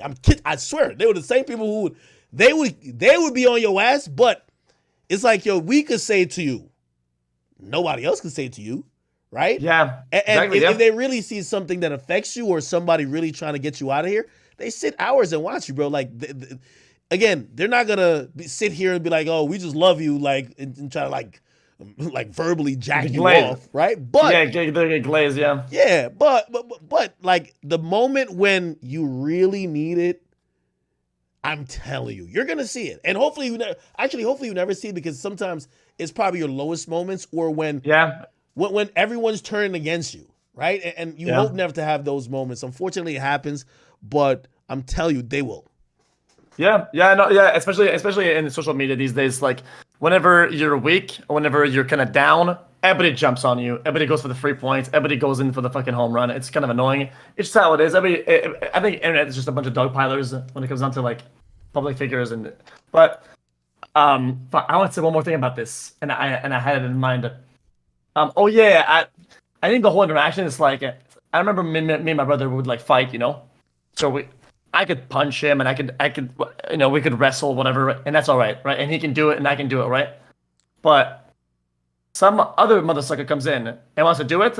Nah, we don't let that happen. And now we're both turning on him, both of us. That's just kind of how it goes. Exactly. And I like that interaction. I think it's really chill. Hey, what I've realized is your audience is a reflection of yourself. You know why my audience has certain jokes about me? Because I'm cracking the same jokes about somebody else. Like, they're like me. You know what I mean? So it's like, you can't expect them to be so loving when, yo, you're like this. You crack jokes at other people's expense too. Well, like, they don't know those other people. They know you, so they're gonna crack jokes on you. That's what it is. So it's all good. Yeah, dude, I mean, you hit on the nail pretty much. Sometimes I kind of, whenever you're dealing with the more negative part, you kind of say, "Oh no, that's not true. This is not like that." But the reality is that it is like that. Yeah. I want to touch on something. Every time I think Sorry, I told you AK because I didn't know. I see two letters in fucking caps lock. I go AK, but I know it's you're fine. AK. No. Yeah, It's fine. Listen, AK, act, whatever, man. It's the same shit. You know what I yeah, mean? yeah, Actually, I yeah, look at that to see how people's brain think, right? So some people yeah. will just say AK, right? And those I think are more phonetic people, and then people who say act, they're just like nickname people. Like they just Okay, yeah, automatically just they shorten everything. You know what I mean? makes sense. Yeah. So every time I think of AK, for some reason, a lot of things pop into my head, right? And on top of the interview, I think AK, and I think Drake. And I don't know why I come to this conclusion. I think maybe because of overall YouTube. I think you are big like a supporter of Drake, and maybe you like a lot of his music. Just walk me through how why I would think that about you. Is there like do you have, yeah, just walk me through it. Well, you know, to me, Drake's the greatest rapper ever, right? So and put it like this, I'll tell you why I like his music so much because I think anyone's favorite musician is going to have the soundtrack to their life. Like, for example, my oldest brother, he likes Jay-Z, right? Yeah. And he felt his Jay-Z's music more was congruent to his life. When Drake was rapping about, take care and how he was going through the phases of trying to find himself in dealing with these, gender relationships. I'm in college. I'm trying to figure out how to get girls. You get what I mean? And you start using some of those songs to kind of build it becomes almost a soundtrack of your life no matter what happened, right? Whether a girl turns you down or shit, you're singing a song like Trust Issues or Marvin's Room or whatever the case. So that's kind of where, you know, my appreciation for his music came in. Hmm. Over time, I'm gonna just be honest, the motherfucker is just the greatest rapper ever. So, that's just my personal preference, right? People usually, Yep. some people say other rappers. It's my personal preference. Um, these days, I speak to him from time to time, but I never talked to him. When's the first time I talked to him? Probably back in 2018 or so.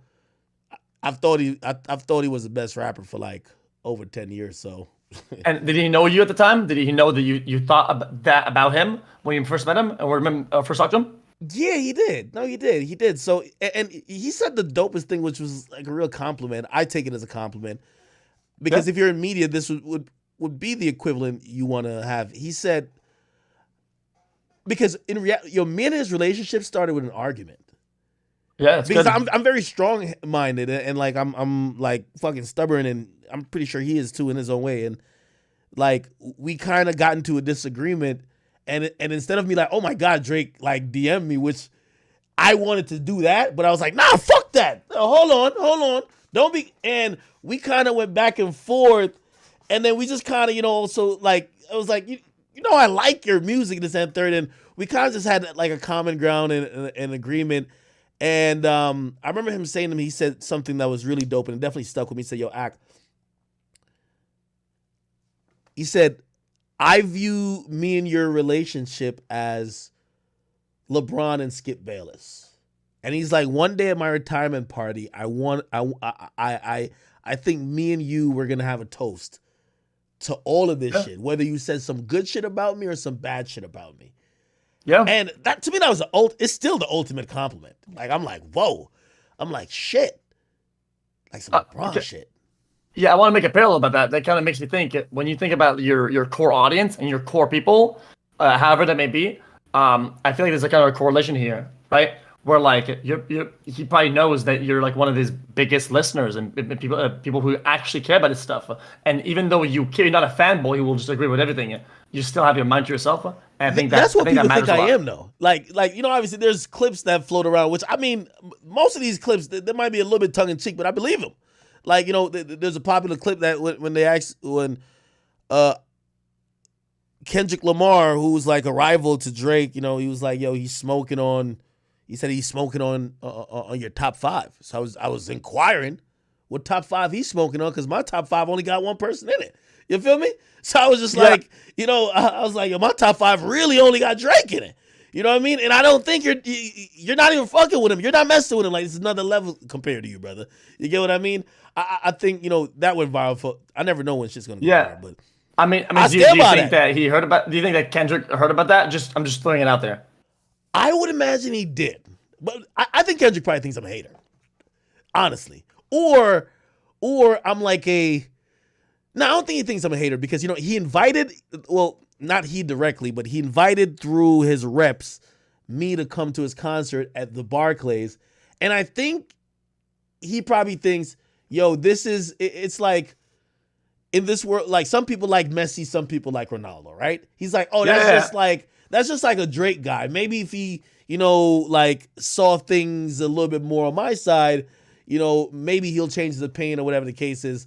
But I don't know, man. I'm like Speed when it comes to Ronaldo, man. Like I don't know if it's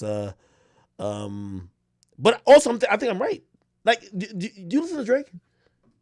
Yeah, okay.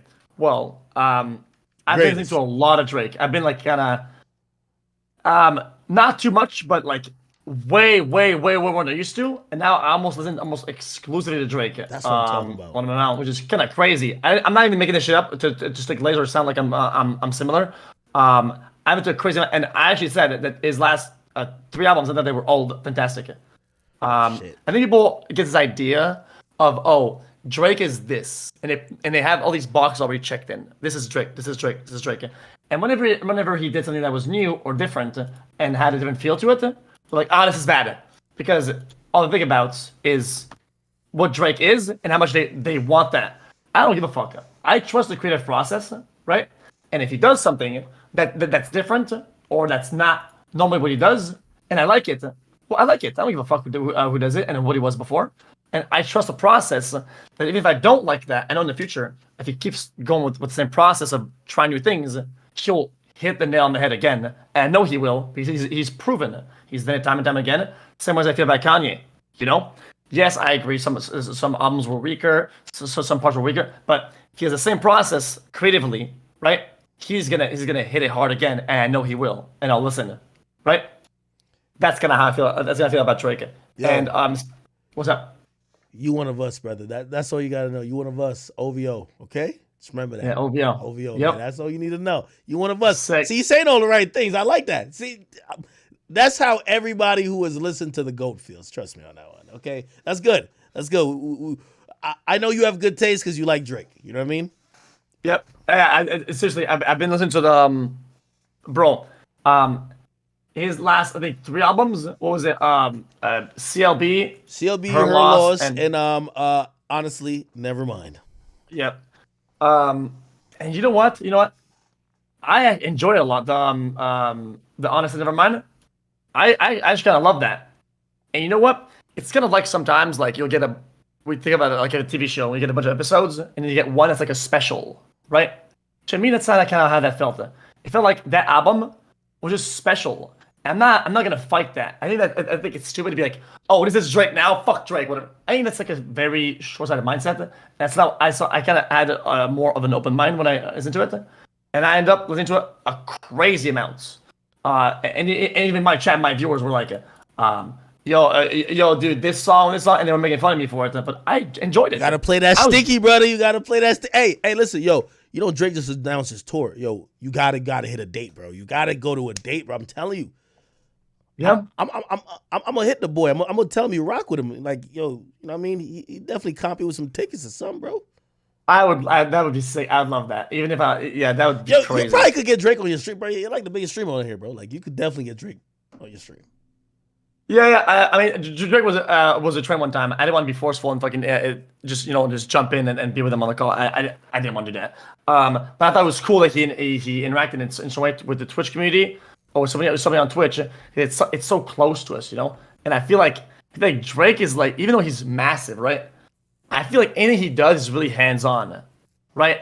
Like he will still like go in there, right, and interact. And I think that's really, really cool.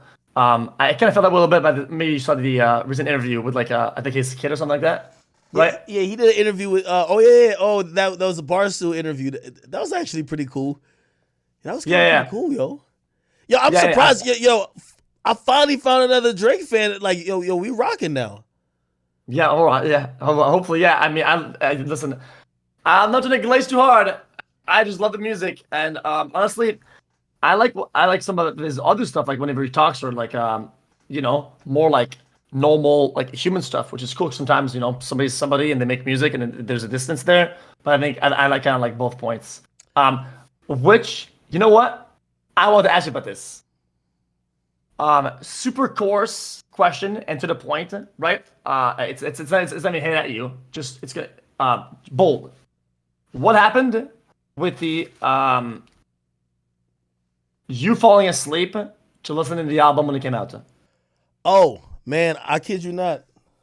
When I was off that hand dog, man, that hand rock, boy, oh boy. Listen, first of all, people took that clip out of context, and I kid you not, Drake hit me when he dropped "Honestly Nevermind," and he said, "Yo, Yeah, Ack," he said, "Listen to this one off stream," yo, which I still listen to it on stream. But here's the thing, um, yo, I fell asleep to CLB. I feel so bad about it because people know how much I like Drake, so they try to use it against Drake in yeah, saying, "Oh, if he's not up, listen to it." Here's what happened. I did a literally, like even now, this is a pretty long stream for me. I don't know how long you stream a day, but like this is 7 hours I'm on. I did it's like good. 15 hours. Like I'm excited a whole day, right? I'm Yeah, drinking all day. I'm celebrating all day. The album comes out. It doesn't come out at midnight. It comes out at 3 a.m. He delays it. Came out at 3 a.m. I listened to it at first. I'm like, oh, this is great. I'm like, encore, let's run it again. oh no, And I didn't know that. I fell asleep. That's when I fell asleep because now I've heard the songs already once, and I'm kind of like chilling a little bit. You know what I mean? I start laying back. You know what I mean? And I close my eyes, I let the vibes hit. You know what I mean? And all of a sudden I'm in the dream world, man. I'm in a disco club. You know what I mean? With a couple of owls, bruh. I'm over here sleeping on the joint. I ain't gonna lie. Damn. That's good. Now I know about it because I see. Even though I watched this clip like 1,000 times, and I'll see a bit of context behind it. I know about the whole context. Which, by the way, That I don't that know if actually it's makes sense. TikTok. I don't know if it's TikTok or whoever who stitched it together because early in the stream, I was like, "Yo, my top five is Drake, Drake, Drake, Drake, Drake," and then they go to the part where I'm like, "Yo, brilliant edit," and I always, I'm one of the people who I used to be very like when people would just make funny edits of me and be like, "Yo, like I feel upset about." It. Now I'm like, I don't care what it is. I'm like, if that shit's funny, I laugh at that myself. So I'm like, Yeah, yo, it that's is what it is. So yeah. Yeah, man, it's good that you got there because some people, I'm not kidding, some people never get there. Talk to some top creators that have been making content for 10 years, and they look at that and they look at stuff and they get upset and they can never laugh about it, which I think is such like a miserable state to be in. You want to be able to laugh, I don't know, especially when it's about yourself. yeah, I Um, can't tell if there's anything that comes to mind that's been content. Like you could ask me about anything, and I don't think I'll be like, oh my god. I think I'll probably find some humor in it now. You've already been through it. Again, not saying while in those moments or whatever, but you get to realize it's the internet, and if you slip and fall, it probably hurt. And like, say you even like dislocated something, like it hurt in the moment. But for me, I'm the type of guy like, if 2 years later they made that into a funny thing, I'd probably find some humor in it. I ain't gonna lie to you. yeah, for sure. Yeah. What do you think would be your actual top three? No, fuck it. If you were to rate like Drake's album or Drake's song, give me like an actual top five, top five of only his discography. Oh yeah, no, the top five of the discography is pretty easy. So we got to go. We got to go. Take care. That's big numero uno for me. Then we got to go. Nothing was the same. Now it's gonna get a little bit tricky after that, right? Because we got a few albums coming up. I actually had a hard. Yo, me and I'm not. Well, I am name dropping. Um, but me and Kevin Durant argued for hours. Like he's a hip hop fan. Me and Yeah, Kevin Durant argued for hours about this shit. Because I remember putting Scorpion in the top five, and he was just like, "Nah, Scorpion isn't in it." I think he like said More Life, and I was like, "Nah, brother." Okay, so those are easy. yeah, No, if you're reading this too late, is third. So first is Take Care. Second, Nothing Was the Same. If you're reading this is too late, we're putting that as third. Um, we're probably gonna go. I'm going Scorpion. I'm throwing Scorpion in four. And I forgot what my fifth is. Yeah. I mean, four is good enough. Yeah, no. Fifth is gonna be. I forgot what it is. People are saying views. What do you think about that? I think maybe Views was fifth. Yeah, maybe Views was fifth. Yeah. No. I think I had CLB. No, I had CLB. I had CLB 5. I had CLB 5. I love CLB. Yeah, I love CLB too. Yeah, I think it was you know what? It's one of those things where like I listened to it the first time, I was like, I kind of get it. Then I listened to it the second time, like, oh, okay, cool. And the third time, it was when things kind of really hit, and I'm like, okay, holy shit. And I like that, giving it more depth and re-listens, because that's when things kind of kick in for me. And it didn't take that, but I'm glad I give it like another chance. When you said earlier, you said that he told you to listen to a song off stream. Can you elaborate about that? So he told me to listen. I guess he knew it was going to be a different format. He told me to listen to Honestly Nevermind, which was the one you basically equated to like a special, right? Remember, I fell asleep to Certified Lover Boy, and he dropped Honestly Nevermind afterwards. So he hits me and he says, "Yo, listen to this one off stream," because he probably knew if you not he knew I got the album, like with CLB. He knew I just only was fucking tired and I was drinking, right? But he was saying if this was an album that you may not get on the first listen and you might have to like fucking like, oh, okay, this is different. He's like, listen to this one off stream, because what happens when I listen to albums as they come out, we're in this like really pressured society of you need to give an opinion about what you just heard for the first time right now. And you don't get to sit with it. And I think he just knew it was a different format. So he's like, yo, listen to this one off stream, and you'll probably get to foster and formulate a better idea of what you're gonna think about it. Because he said something really dope one time. He said, yo, usually when he drops his album, a lot of people be like, oh, it's mid, whatever. And the same people come back later and be like, yo, this shit was fucking amazing. Right? Because they've now lived with the music. It's now impacted them, and they now see the value in it, because not everything is off the first listen, right? Yeah, and then on top of that, since you're a fan and you like the music a lot, they'll want you to have an opinion on first listen now. And if you have a different one later on at second listen, they'll try to paint you as a hypocrite, or like, oh, dude, oh, you were lying, you were glazing, right? When sometimes it's not like that. Sometimes you change your mind. Sometimes it takes another listen, and then you were just wrong. I don't think there's anything wrong with that. I don't think there's anything wrong with being wrong or changing your idea about something. That's a very natural human process that people will devalue because they want to get back at you, which I think is kind of stupid. Yeah, it's kind of how I felt about that. Yeah. Yeah, one more thing. I don't want to keep you too long, by the way. So whenever you go, but just a couple more things. I want to know more about, earlier we spoke about when things get real, when you go to like an event that you made and then you interact with your people. It's when things get real, right? When people think about like the grind and making it, right? Who was the first celebrity or the person that you looked up to as an artist or whatever? Who was the first person that whenever you got the chance to meet them or interview them, that you were like, holy fuck, we made it. We're out here. When did that happen? And who was it? Honestly, it felt a little real. So I guess it would probably be Charlemagne. I looked up to him as someone that was dominating the radio space, and I wanted to be like him. And when I started by getting his attention on Twitter, I was just challenging everything he was saying. So I would just always have like maybe a different take or whatever, but it wasn't hate. And people have to know the difference between that. Like you could get someone's opinion, but if you're just flat out hating, they're just not going to take you serious. But if you're like, well, hey, listen, let's think about this angle, right? And I was that guy, right? And he was someone who definitely believes that steel sharper than steels, and sorry, can you say that again?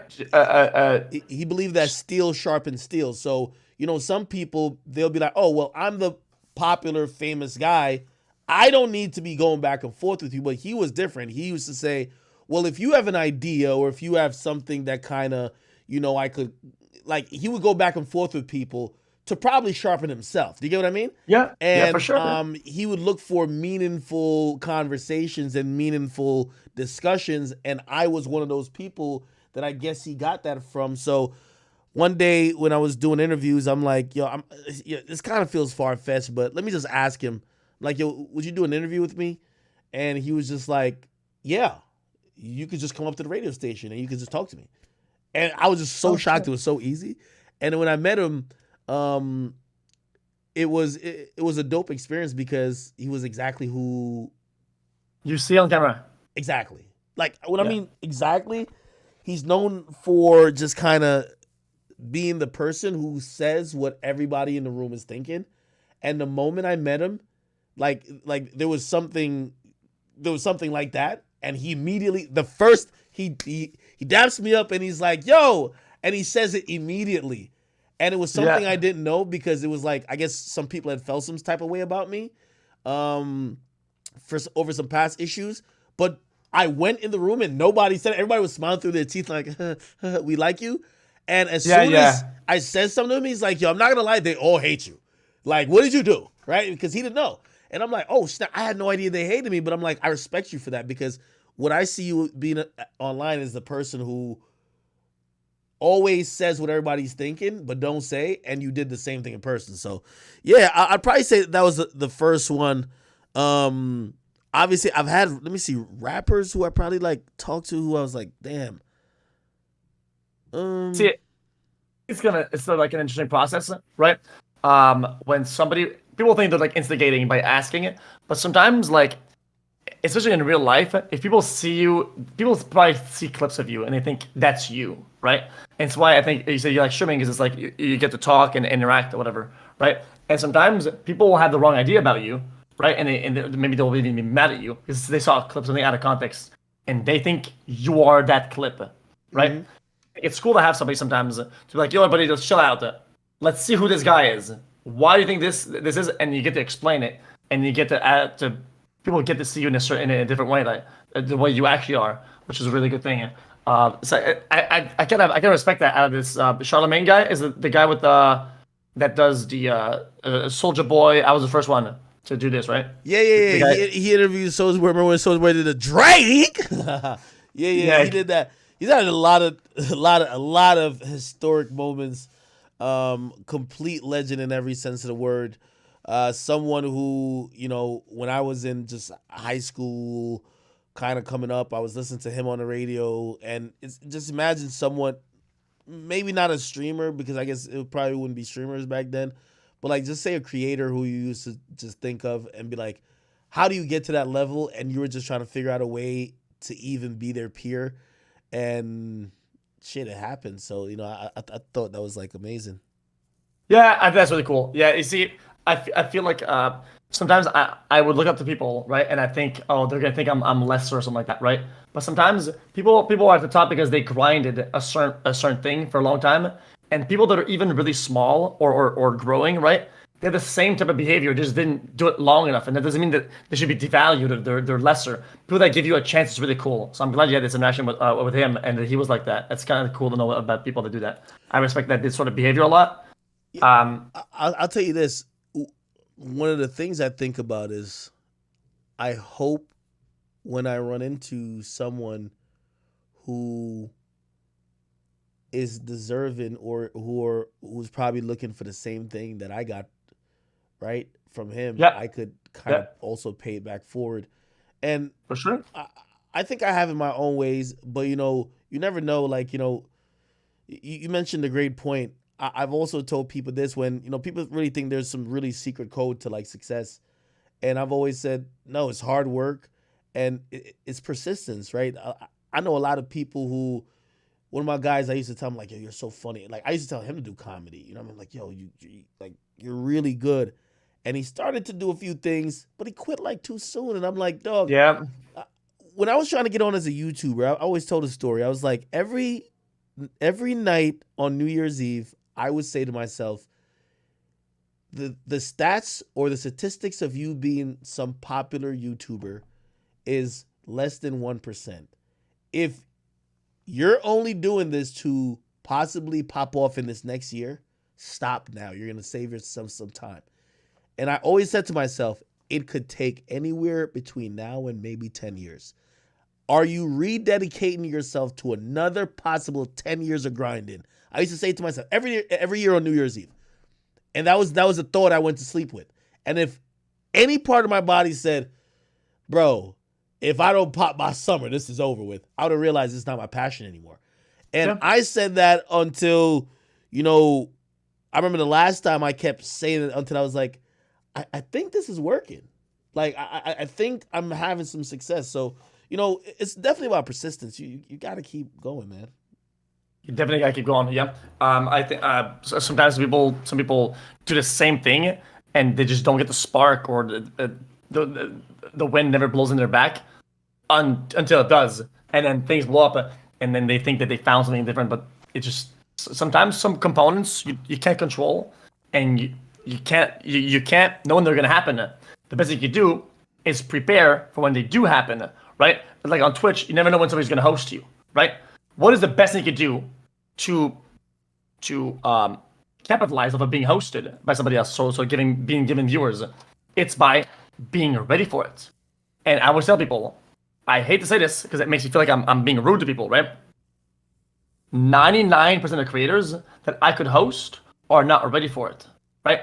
Because they don't put the time in at 0 viewers, doing their thing and being out there and just in cementing who they are and what do they do, right? And whenever people show up, what they don't know what to do because they didn't build that layer of confidence in who they are, and they're not ready to present it to other people and bigger audiences, and they're just not ready, which really sucks.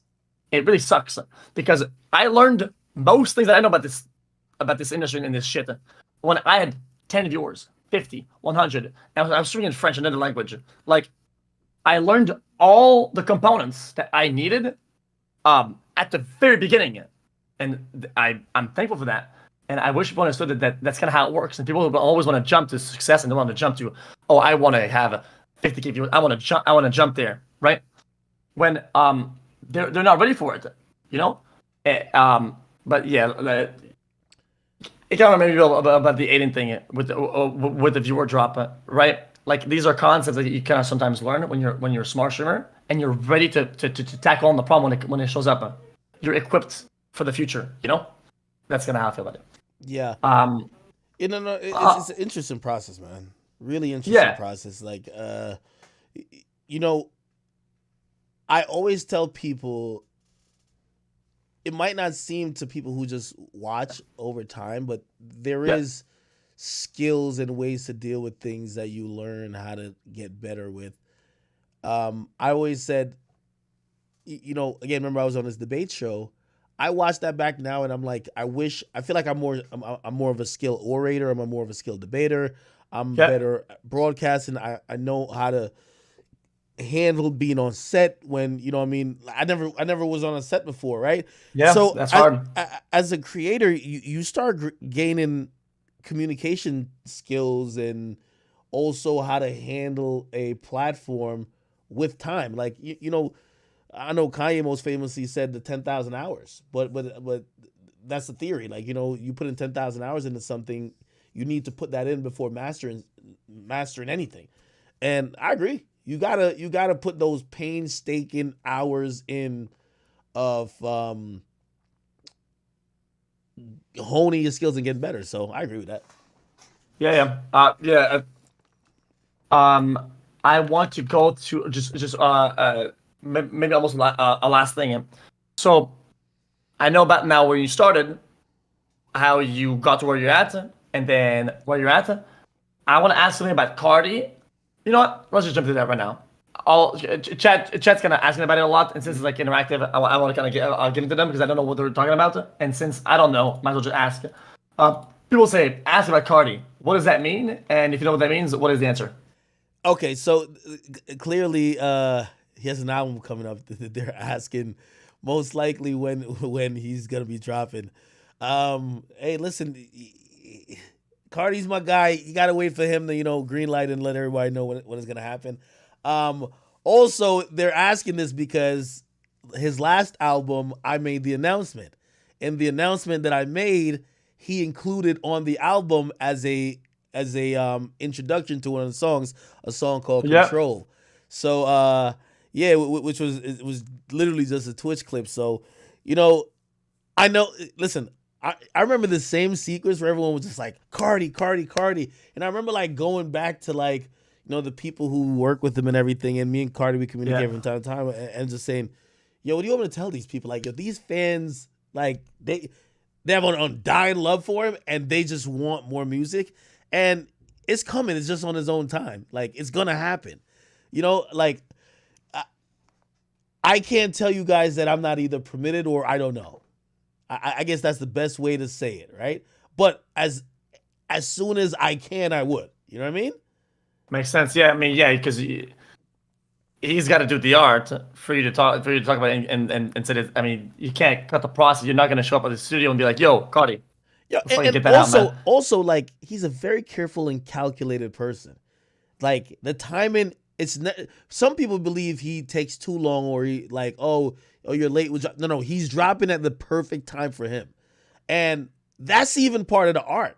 The wait is part of the art, and that I know there's some fans that might be like confused and they're like the wait is part of the art, right? Yep. If you were supposed to get this immediately when you felt you wanted it, you would appreciate it less. Just remember that the wait is part of the art, and that's as much I really can say. Yeah, for sure. Also, sometimes I feel like the people don't know what they want, and they'll portray like, "Oh yeah, I want this." If you give it to them, and they're not really fulfilled. But Yes. sometimes the people that make it, right, they know what to give to the people and the when, and that people need to. I think they need to trust that, because sometimes people need to trust the artists and the producers that are doing this shit that have done it for a long time. Because they understand their own market and they know what they're doing. One thing I like about Cardi is that when he drops, he is the leader of the orchestra. He's the concert leader. He doesn't. He could drop something that might be totally left field. That is the art, and you're gonna appreciate it because it might take some time. But once you see shit or hear shit through the lens that he's gonna create, you're gonna realize he's created a masterpiece. And I like artists like that. That they don't. Some artists I know create art to try to give the fans what they want. They're like, oh, the fans said they want this. Let me give them this. And then some people say, here is the art. And that's the beauty of a real leader, right? Where you create without the you create the art and then you think about how to make it palatable for it to be consumed. You don't only create the art that you think will be able to be consumed, and that's a big difference. Yep. Because then you're working back. You're working way backwards. It's like then you're losing it, like what you want to do. I feel like, or what they want to do. Facts. Yeah, which sucks. And I'm actually kind of saddened that I would assume a lot of music labels, record labels, are pressuring people to release stuff that they don't even agree with themselves, and people feel like they're losing touch with who they are as an artist to give the people what they want. And I think that sucks, because I feel like I see that sometimes. Do you feel that way? Yeah, so this is a story of a lot of artists. If you ever hear a lot of artists, 50 Cent once said this, and it's so true. He's like, yo, he said the reason why most artists' first albums are their best is because you have your whole life to make that album. And you get to draw from every experience, and you get to give this body of work that now people could enjoy. But after that, what the music business is that you go on tour. You have to go do meet and greets. You go here, you go there, you're all over the place. And in another year, you are required to turn in another album. You didn't get a chance to live. Say on your first album, you were rapping about the breakups you had, the moments of success you had. You got to live life to get that content to rap about and create art around. But now you're a hamster on a wheel, going from here to there, doing this, that, and third. And now you need to create an album that matches that album that when you had nothing to do and only had to live life, you have to create an album that could match all of that in content. And some people are imaginative enough to draw on other parts of their lives, but sometimes it's hard, and that's why certain artists get burnt out, or sometimes people just feel like the product is getting worse. You know, okay, well then I mean, the insight you're giving me kind of makes me think now why so many SoundCloud rappers, a lot of them made it and a lot of them fell off. People say they fell off, and I never agree with that. I will never agree with that take unless somebody proves me wrong. Where people say somebody fell off because somebody will go on SoundCloud and they'll release like 100 songs and it's all shit, and then nobody listens to them and they work hard at it. Bang bang, 100 songs, and on the 100th song, right? It's a massive hit and it goes crazy. And now everybody's looking. When's the next song coming? What? And then for them, it took them 100 songs to get to that one that's good. What makes you think that the 101th song, the next one, will also be a crazy hit? That's incredibly hard to reproduce and get there again. That's incredibly difficult. And people are overly critical about that, and they'll make them feel bad, like, oh man, they fell off. And I can't agree with that. Does that make sense or not?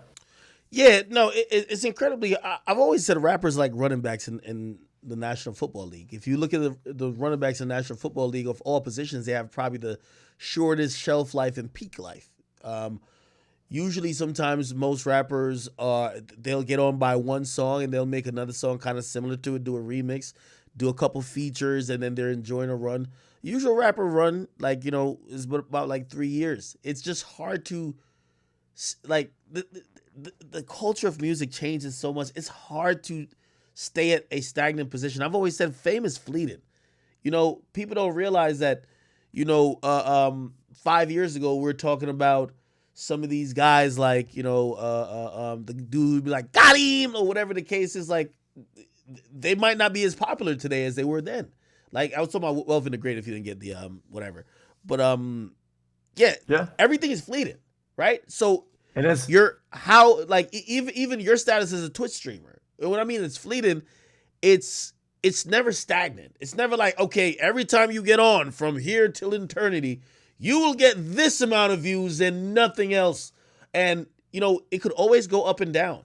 And because life is ever changing, and most of the things that sometimes we covet is fleeting, you get to realize how special those moments are that you're at the top.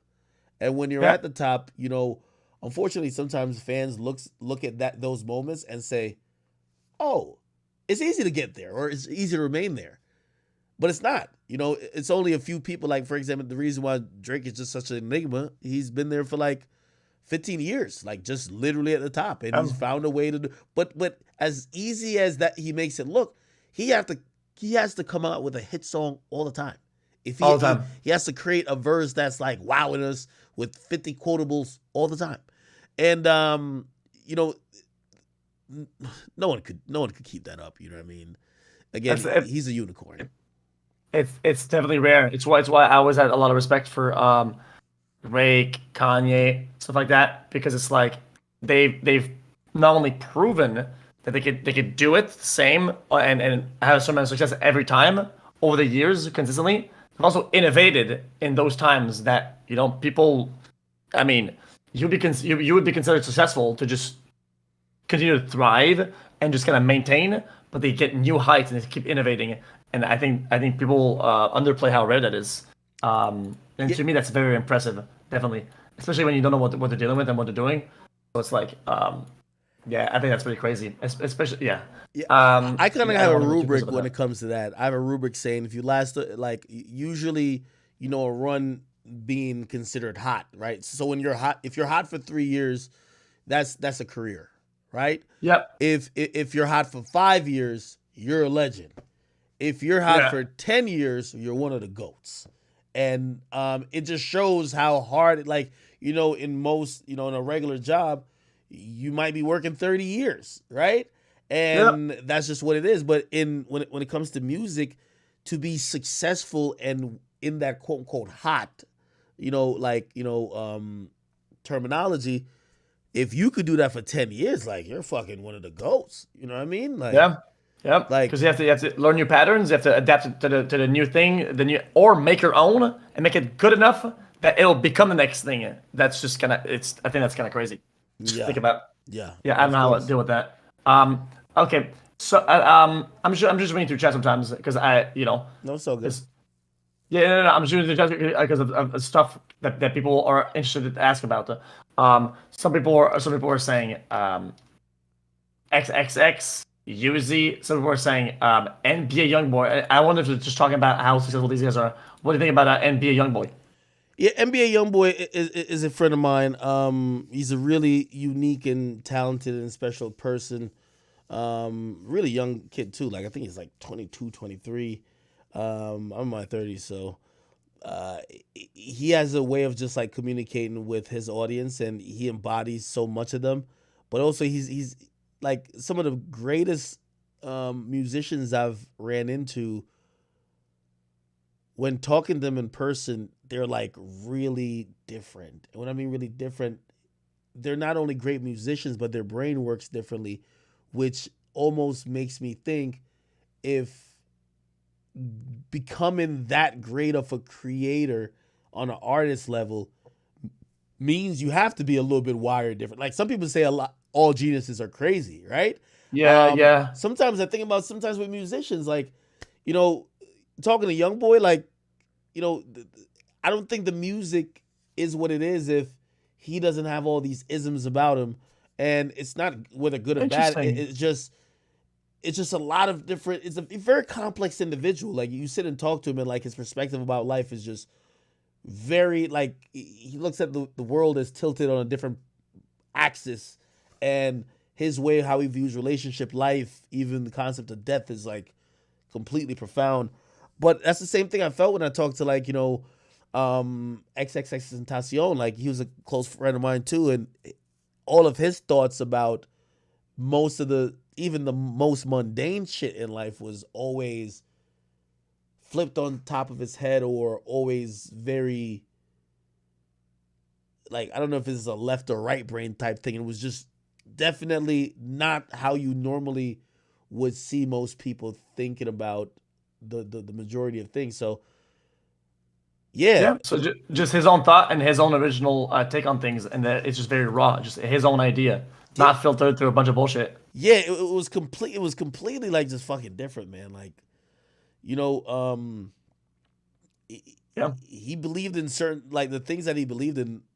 I believe allowed him to create the music he did because he was living life on an earth that was like flipped on a different axis, but he was true to it, right? And what I mean by that, he was just thinking about things differently.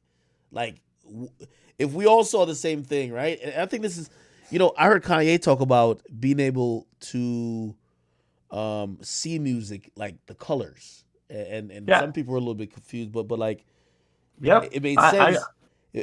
With these guys, if they all saw abstract painting, I feel like, and we showed all, say we showed 10 people and they were one of them, I believe YoungBoy would see shit probably completely different or very transformative compared to the other 9. And I think X was just, you know, I don't know, like I still think about, God rest his soul. I still think about conversations I had with him because yeah. the way he thought about stuff, usually in a moment I was like, yo, you're full of shit. You know what I mean? But because it was just kind of like odd. But then you start to Yeah, think about it a little bit and be like, yo, eh, I get it. Sometimes yeah, maybe sometimes their thought it's kind of like if I try to walk you through what I'm seeing in my head as like a drawing or something like that, right? So some things are kind of difficult. I would assume to translate to somebody who doesn't have the same exact mindset or vision, right? It's you have to almost like sell them an idea, and now it's like it's very there's a big distance there, you know. And sometimes why I feel like some of these people sound crazy or you know until you actually get it. Um, I okay. Chat was at some people were spamming in chat about something. Yeah, I don't want to put you on the spot. I was gonna ask like one last question and then kind of call it a day because I don't want to. Yeah, you have stuff to do. Um, yeah. I see some people saying uh, Juice World in your chat. Juice World was also like a genius as well. Me and him, we had a few FaceTime calls right before he was prepping that last album that he died making, and I was just getting to know the person more than anything. Like, I think with, like, for example, like X, I knew the person, but I was getting into his mind, and it was just a really interesting place to be. But I think Juice WRLD was just one of those once in a lifetime talent that, you know, I cover a lot of these guys, and it's I always tell people I hate doing certain videos about it. Like, it's still hard for me to talk about X just because, you know, it's still a surreal thing that these young men that were very talented, their life got taken away. You know what I mean? And Yeah. yeah, but they're all naming legends. And Uzi, I haven't had like a really, because I feel like a therapist at this point, right? With even how I say I talk to YoungBoy, and I'm kind of almost like I reflect on the conversations and thinking about how his mind works, and same with X. I haven't had those conversations with Uzi yet, honestly. Makes sense. Yeah. I mean, Maybe I'm sure they would somehow at least give you a bit of credit and value your opinion a little bit, because even though you're not, let's say him or him, I think you talking to one and you're talking to another, you have like a lot. It gives you a lot of tools to understand. Well, another might go to, because there's maybe some correlation there. You're kind of like the web in between, and I think that itself holds a lot of value. I think you shouldn't underplay that. Um, you're right. I'm not. Every time I have somebody I'm talking to, people always want me to ask some dumbass shit, right? Like, they're gonna put some names out, like a girl's name. I'm like, okay, this is probably his ex. This is probably his. I'm like, okay, we're not gonna Now, I fucking don't go think there. they know So my I'm ex thinking, on here. They're probably just gonna say random stuff. Yeah, no. You can say whatever. It doesn't matter. what happened between you and Blueface?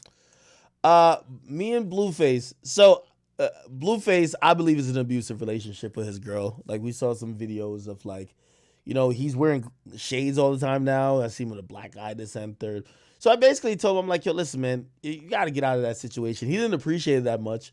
He started coming at me, and then eventually, which he said he quit rap, which is kind of like, I was upset at that, but I don't even know why I was so upset at it, because I felt like, I'm gonna tell you why I was so upset at it, because I meet so many people that are dying to be rappers, that I do Yeah. look at people who take when they've made it for granted. And I remember kind of being tough on him, like, yo, how many people kind of really want to be this? But I think he just genuinely Yeah. fell out of love with it. And it evolved into some back and forth smack talk, until he's like, yo, let's get in the ring, man. And now we're possibly entertaining a like a boxing match. You know what I mean? Would you ever get in the ring with anyone?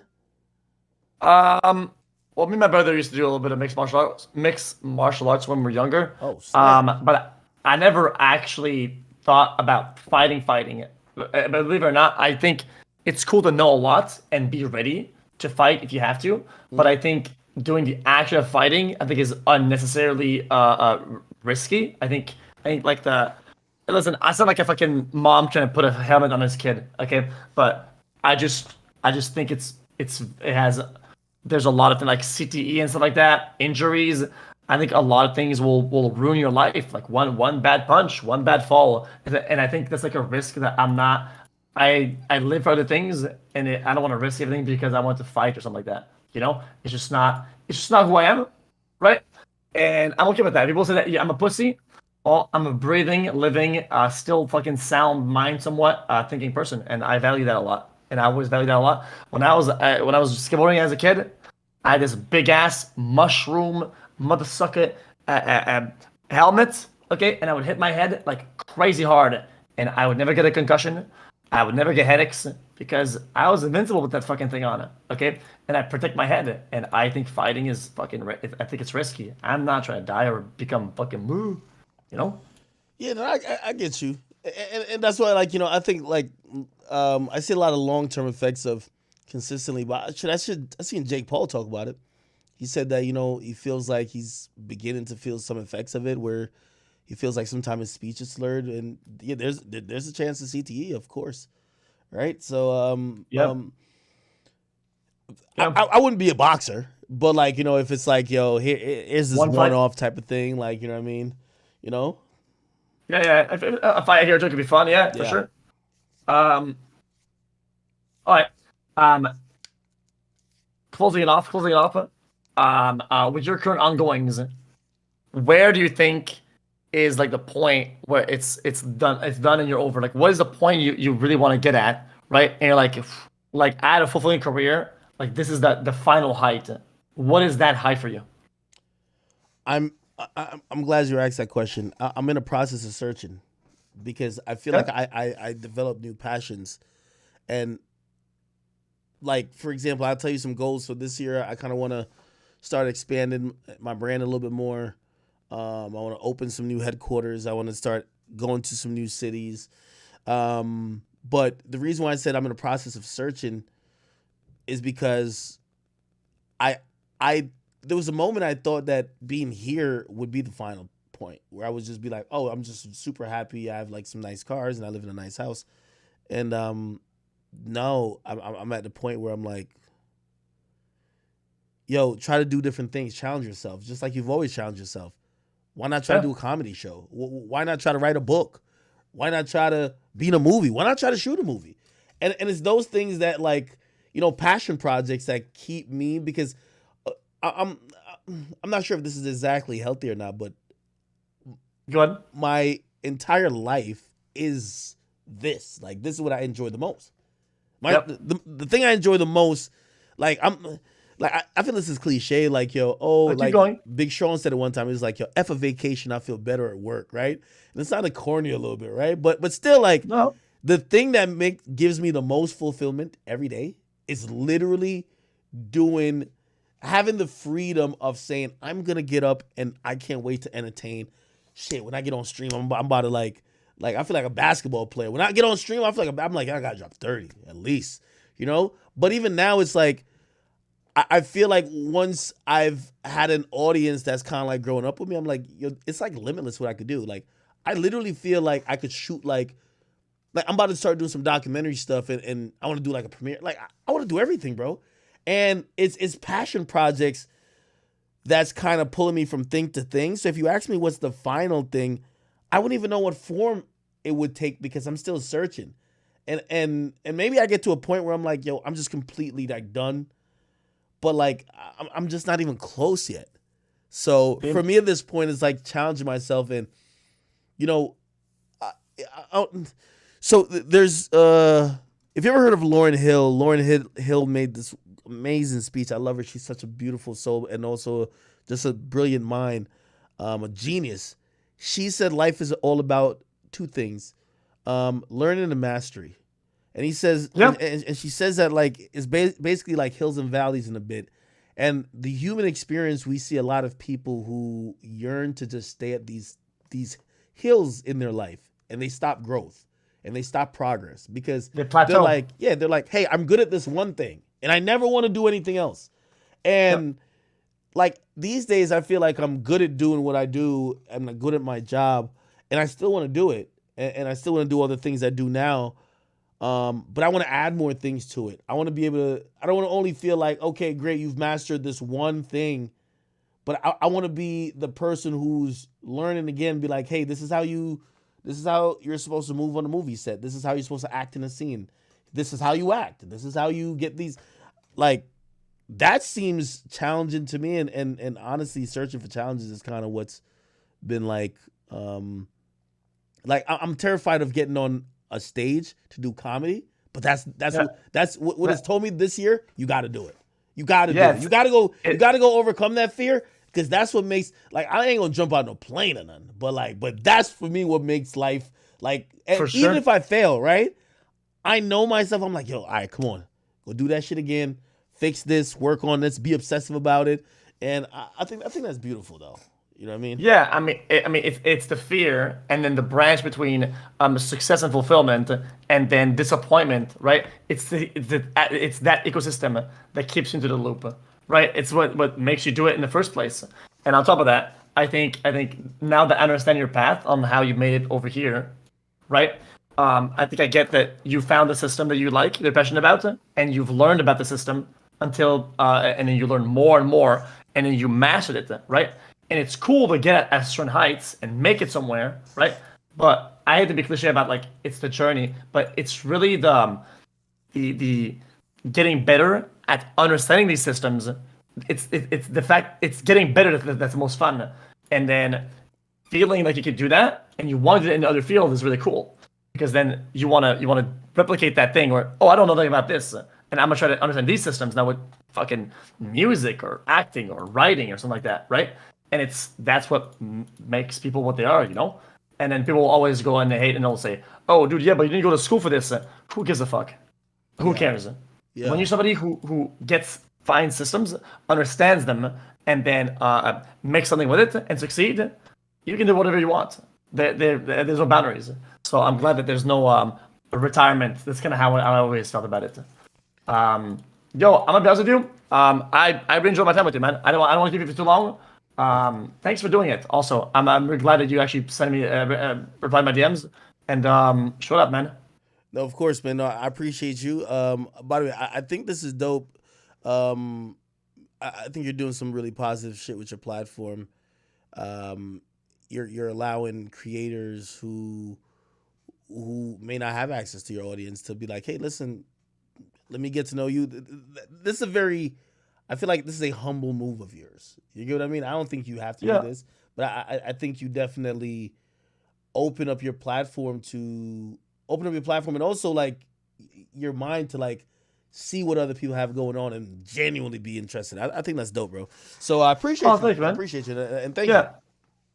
Yeah, well, I can't say anything more. That was fucking perfect. Thanks for everything. Thanks for your time. And man, fuck. Good luck with the future and everything you're doing. Um, anything you're working on that you're proud of that you want to share or shout out something like that or Yeah, if I do a podcast on Spotify. Salute to Spotify, yeah. they're my partners. It's called Off the Record. I do, obviously I stream here on Twitch, but like other than that, I'm usually doing my podcast. I sit have great conversations with random people. You know what I mean? I've had some very entertaining episodes. If people could check that out, it's called Off the Record. That's all, brother. Yep. Wicked. Thank you, man. Thanks again. Have a good night. Have a good rest of your stream, and hopefully we meet again, man. Of course, my Make love. brother. Take care, man. All right, peace. Peace. All right. Whoa, what the hell is this? All right, chat. All right, okay. Now, your XQC, very cool dude. I like him. He's humble, man. Yo, we're almost going on 8 hours here. Yo, chat, you know what this means? Y'all not see me for like 2 years. No, I'm playing. I'm playing. Relax. Oh, let me get out.